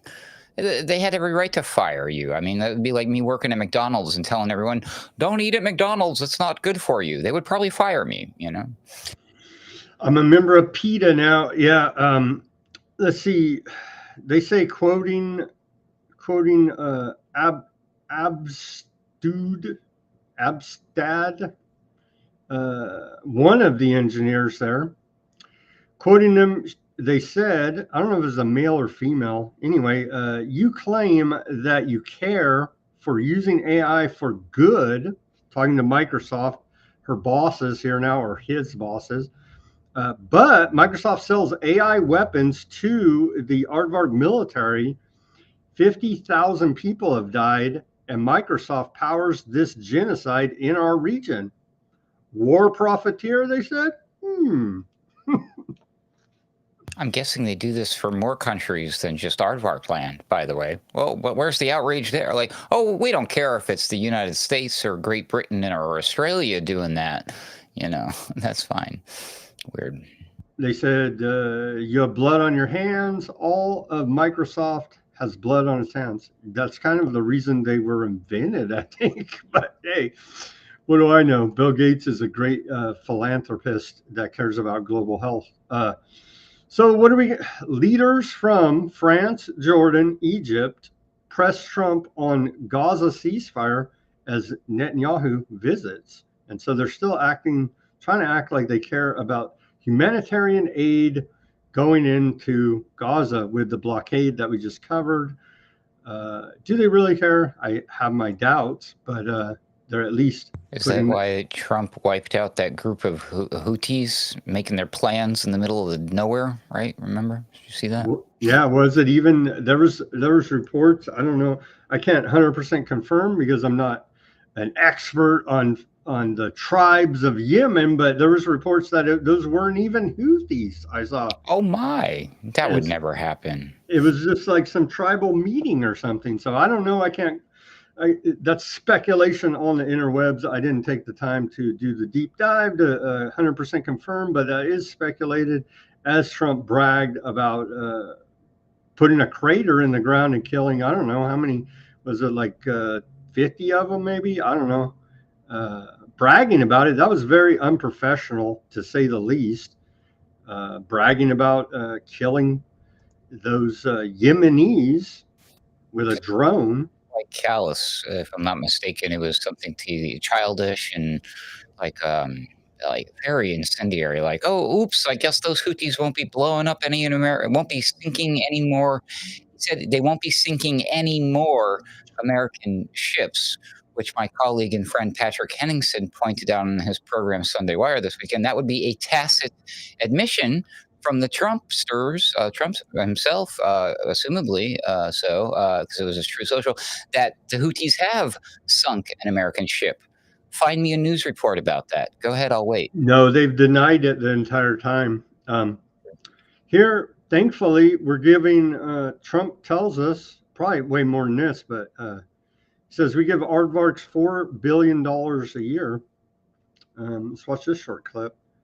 It should be more. I'm campaigning for more. Well, we're talking about a whole new trade. Maybe not. Maybe not. Don't forget, we help Israel a lot. No audio. We give Israel $4 billion a year. That's a lot. Congratulations. That's pretty good. No audio on But that? we give Israel billions of dollars a year. That's weird. I could hear it, and it looked like there was audio on it. Let's see. Let's try it again. Let's see. It's one of the highest of, and we give a lot of countries money. You wouldn't believe if I said we give Afghanistan a lot of money, didn't it? Because that was No audio for you? I don't know. It looked like it was working to me. Anyway, Trump says, yeah, $4 billion a year. Should raise it.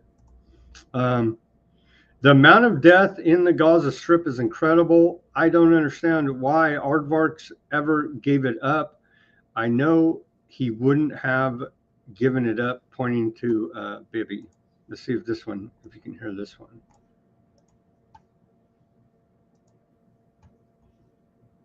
living where Hamas and all of the problems they have, the level of death on the Gaza Strip is just incredible. And I've said it. I don't understand why Israel ever gave it up. Israel owned it. It wasn't this man, so I can say it. He wouldn't have given it up. I know him very well. That's weird. I hear it, and it looks like it's working on my end. I don't know. Hopefully it's going out to the stream. Maybe. Maybe. It looks like it's working on my end. I don't know. Odd. Let's try another one. Well, Qatar's UN Human Rights Commission election sparks debate. So Qatar, that makes the women wear the hoods for all Sharia law, they've been elected to the UN Women's Rights Commission. Of course. As it should be, right? U.S. envoy calls for Hezbollah disarmament in Lebanon. Well, what's her name? Morgan Organis?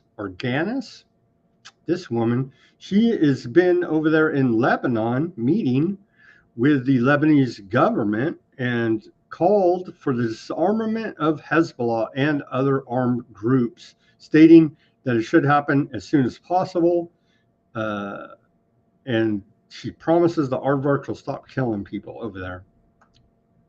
I don't know. call me crazy, but I don't think they're going to disarm anytime soon. Here's images of that meeting. Yeah, disarm. And they promised that they won't genocide you anymore. We promise. I believe them. They've never lied. Tucker Carlson warns against Iran strike.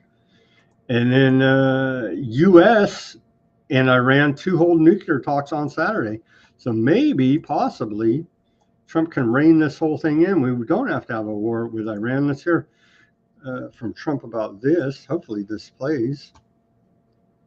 We're having direct talks with Iran, and they've started. It'll go on Saturday. We have a very big meeting, and we'll see what can happen. And I think everybody agrees that doing a deal would be preferable to doing the obvious. And the obvious is not something that I want to be involved with, or frankly, that Israel wants to be involved with if they can avoid it. So we're going to see if we can avoid it. But it's getting to be very dangerous territory. And hopefully those talks will be successful. And I think. But they're going to have a nuke in 2 weeks, Ruckus. Dude's a freaking psychopath. Sorry. Wow. Both of them. Russia, well, see, here's the other side of it. Russia, China, Iran hold nuclear talks in Moscow.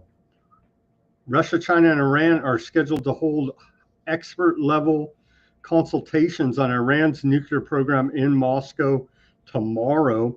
These talks follow ongoing diplomatic efforts to address the nuclear issue, with Russia expressing its commitment to resolving the matter diplomatically.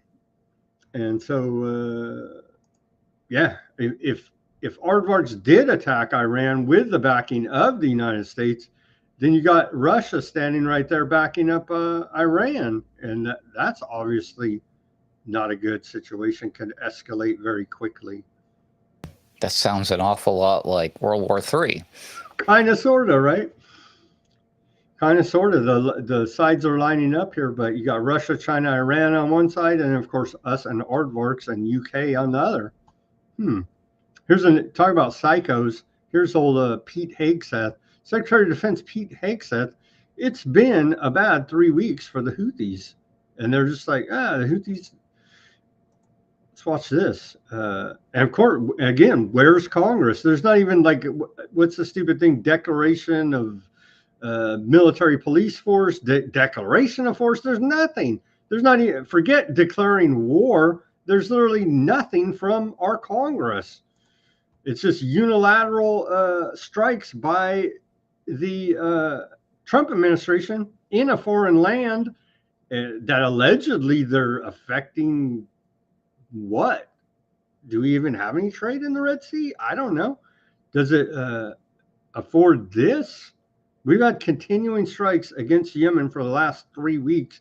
CENTCOM says they're running planes 24/7, bombing the hell out of them. Let's watch Trump and Hegseth.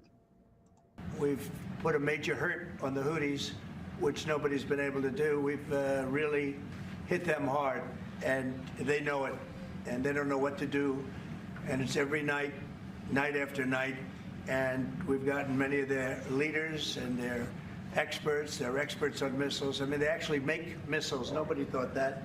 But they make missiles. They're highly sophisticated, and they're very tough. But they've been very badly damaged. Nobody else was able to do that but us. Pete, you want to discuss that? Yes, sir. It's been a bad 3 weeks for the Houthis, and it's about to get worse. It's been a devastating campaign, whether it's underground facilities, weapons manufacturing, bunkers, troops in the open, air defense assets. We are not going to relent, and it's only to get more unrelenting until the Houthis declare they will stop shooting at our ships. And we've been very clear at the Iranians as well.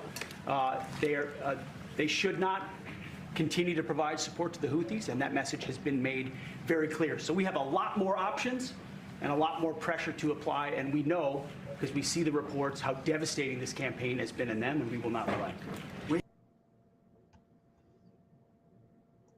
See how much easier it is to deal with these things when you designate these groups of people as terrorists? Then you don't have to do the military thing and get Congress involved or none of that. It's a big red tape. We don't need red tape, Sam. We gotta stop the Houthis. They're bad. Nobody at the hands-off protest is protesting against war, I noticed. You know what I mean? Well, they're a bunch of terrorists too. Just saying. Yemen's claiming Yemen strikes aardvarks U.S. targets. Drone intercepted. Yemeni armed forces conducted 2 military operations. The first operation targeted an aardvark military site in Jaffa using Jaffa-type drones. The second operation involved the use of cruise missiles and drones targeting 2 American destroyers in the Red Sea.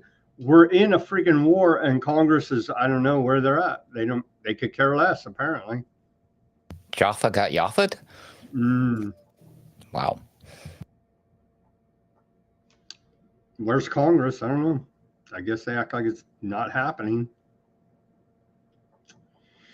Trump proposes U.S. control of Gaza as freedom zone. Let's watch this. It's a freedom zone. See, it's all in the wording.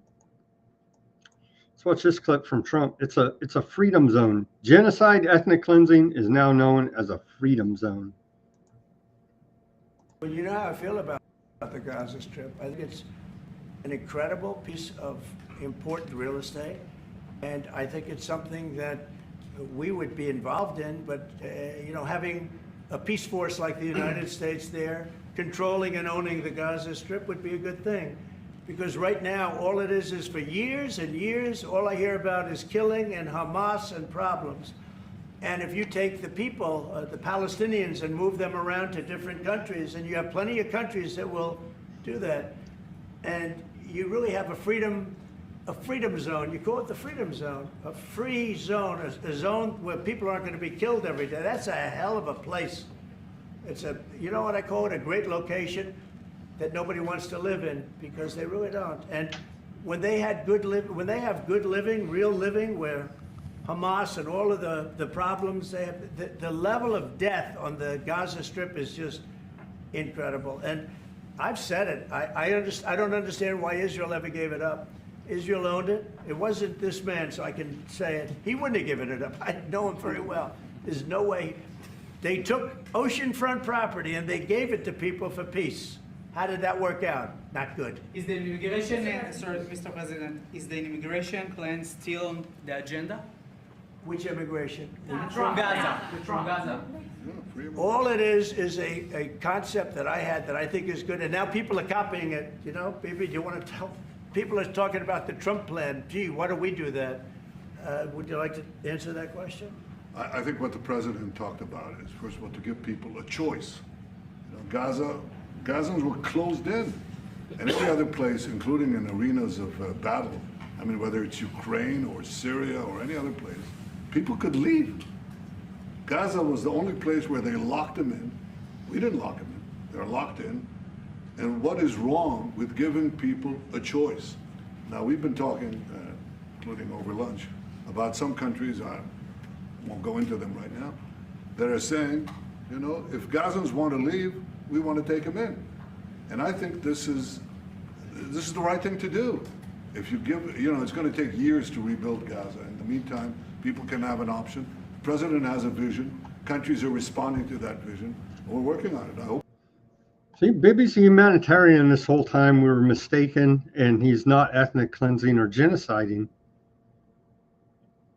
Those two people need a fact check, and they need to check on their history. I bet you AI understands this situation better than those two people in the room. That is disturbing. Those people were just spewing garbage forth from their lips and just all over the place. Blah. It's gross.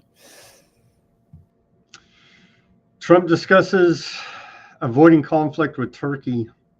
Bibi and Trump met today, as we're reporting here. The situation in Syria and relations with Turkey are up in the air. Bibi expressed a desire to avoid conflict with Turkey and prevent Turkey from using Syria as a base. Trump indicated his willingness to negotiate between aardvarks and Turkey, suggesting he could help resolve any issues if Bibi remains reasonable. It's a pretty big if. It's a pretty big if, isn't it? He doesn't seem very reasonable so far in this whole war without limits now. War without limits. That's what they're calling it in the mainstream. I don't know. I guess they're a bunch of antis, haters at CNN. That's mainstream CNN. War without limits. I don't know. War is peace, man. War is peace in 1984 here in the dystopic clown world reality we find ourselves in. That's all we got for today, Ruckus. Oh, good, because that last bit was quite unsettling. Throw up, right? Just the I level. think I'm going to skip dinner this year. I'm fasting again. Thanks. The level of lying is just talking about disinformation and just made up BS. We saw it right there from an official source, but yeah. And not a single person in the room called them out on any of that. They're like, yeah, they're just all. It's like an echo chamber now. The press used to push back and ask important questions. Now they're just all kissing everybody's ass. It's so ridiculous. It's quite embarrassing, actually, to be honest with you. The Fourth Estate allegedly is supposed to question. Long gone. It's supposed to, where they say question those in power, where they say speak truth to power. Really? Yeah, it's all about access. And if you push too hard, ask too many tough questions, then I guess they just deny you access, like they did the AP there and others we've seen. And that's what it's all about, access. And so you go along with the program status quo, or you won't even get to ask any questions, even though they're all shill fake questions to begin with. I do have one piece of news that I wanted to bring to everybody's attention. I may or may not have shared a link to this earlier today on X, but I caught that Trump had over the weekend, I believe, stated that if it was legal, I'm paraphrasing here, but he said that if it was legal, Trump, would deport, remove from our country any U.S. citizen, not foreign U.S. citizen, but full-blooded American citizens, if they are a criminal serving time inside of a penitentiary, like in prison. He's totally cool with just shipping them to another country to go serve their time somewhere else. But alas, he can't do it because it's against the law to do that. But he would if it was legal. And I'm just like thinking, dude, this guy literally has no morals. So by this reasoning, he was suggesting that I guess the only reason he wouldn't rape, murder, or steal is just because it's against the law, not because it's wrong to do so. So yes, the only reason he's not going to take U.S. citizens who may or may not be wrongfully imprisoned and send them to like Guantanamo is just because, yeah, it's against the law. Oh, but hey, maybe he can change that. Yeah, we'll see. Scary stuff. Very telling of the type of person he is, Yeah, well, I'm glad he respects Americans' constitutional rights, our natural rights, obviously, by these statements. He did put his hand on the Bible and swear to protect these things, right? Oh, wait a minute. No, he didn't, actually. Oops. But he is selling Bibles, and if you do give a donation to his faith consultant there, Paul White, then you can have supernatural blessings bestowed upon you. And so there's always that opportunity before Easter. Oh, wow. Okay, on this April 7th, thank you everybody for tuning in on this. Let's plug you before you go out here, Ruckus. Go ahead and here's your website. It's of course alternatecurrentradio.com, and then you'll find my show page up there in the menu for the Daily Ruckus. You'll also find me on their flagship show, The Boiler Room, and I do frequently show up on Sunday Wire, which is halfway produced by Alternate Current Radio alongside 21 Wire. But you can find all those shows at alternatecurrentradio.com. You'll find me on X doing all sorts of fun stuff, trying my hardest to get in trouble and getting blocked by people. AC_word slinger. And that's it for me. I should hopefully have some new content coming out this week. Knock on wood. We'll see how I feel. I've been dealing with some medical stuff this week, but I should be improving. It's been a blast, as usual. I love coming on here and doing this, Sam. So thank you very much for the opportunity. All right. Thank you. Maybe you can, take some more miracles and that'll help you feel better. On this World Health Day, I need to find some fluoride supplements, apparently, because they took it out of my water. Damn it. Are we going to have protests? Well, you see it. I see it all over the mainstream. They're saying, well, God forbid, this crazy conspiracy theorist, Bobby Kennedy Jr. So I don't know. I guess we have to wait for more concrete action on miracles, but looking to take steps, at least with the food dye and other food related issues and fluoride in the water now. So that's all good news. I guess we take the wins that we can get here.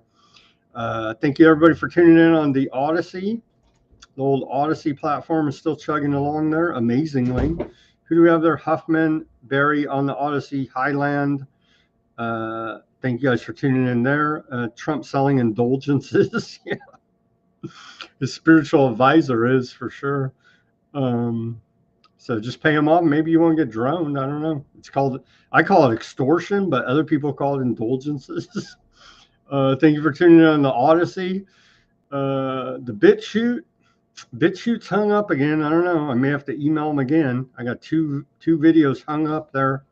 But hey, we're doing decent on the Bitchute as far as the views go. If it's accurate, who knows? But thank you for tuning in on the Bitchute. It's appreciated. The Rumble, that's the lively chat. If you're on any of the other channels, go over to the Rumble. That's where the live chat is, the back and forth. Of course, Barry wants to burn it all down. Burn it all down. Maybe we can. I don't know. So go to Weaponized News Rumble channel for quite a lively chat over there, as usual. Thank you guys for keeping the chat lively and interesting as always. Thank you for tuning in on Rumble, Facebook. Thank you guys for tuning in on Facebook, YouTube. I don't even know if it's worth it to censor. We're still going to try to, if I can't get monetized on there, I'm going to say screw YouTube, man. And so I can go back to saying what I want to say.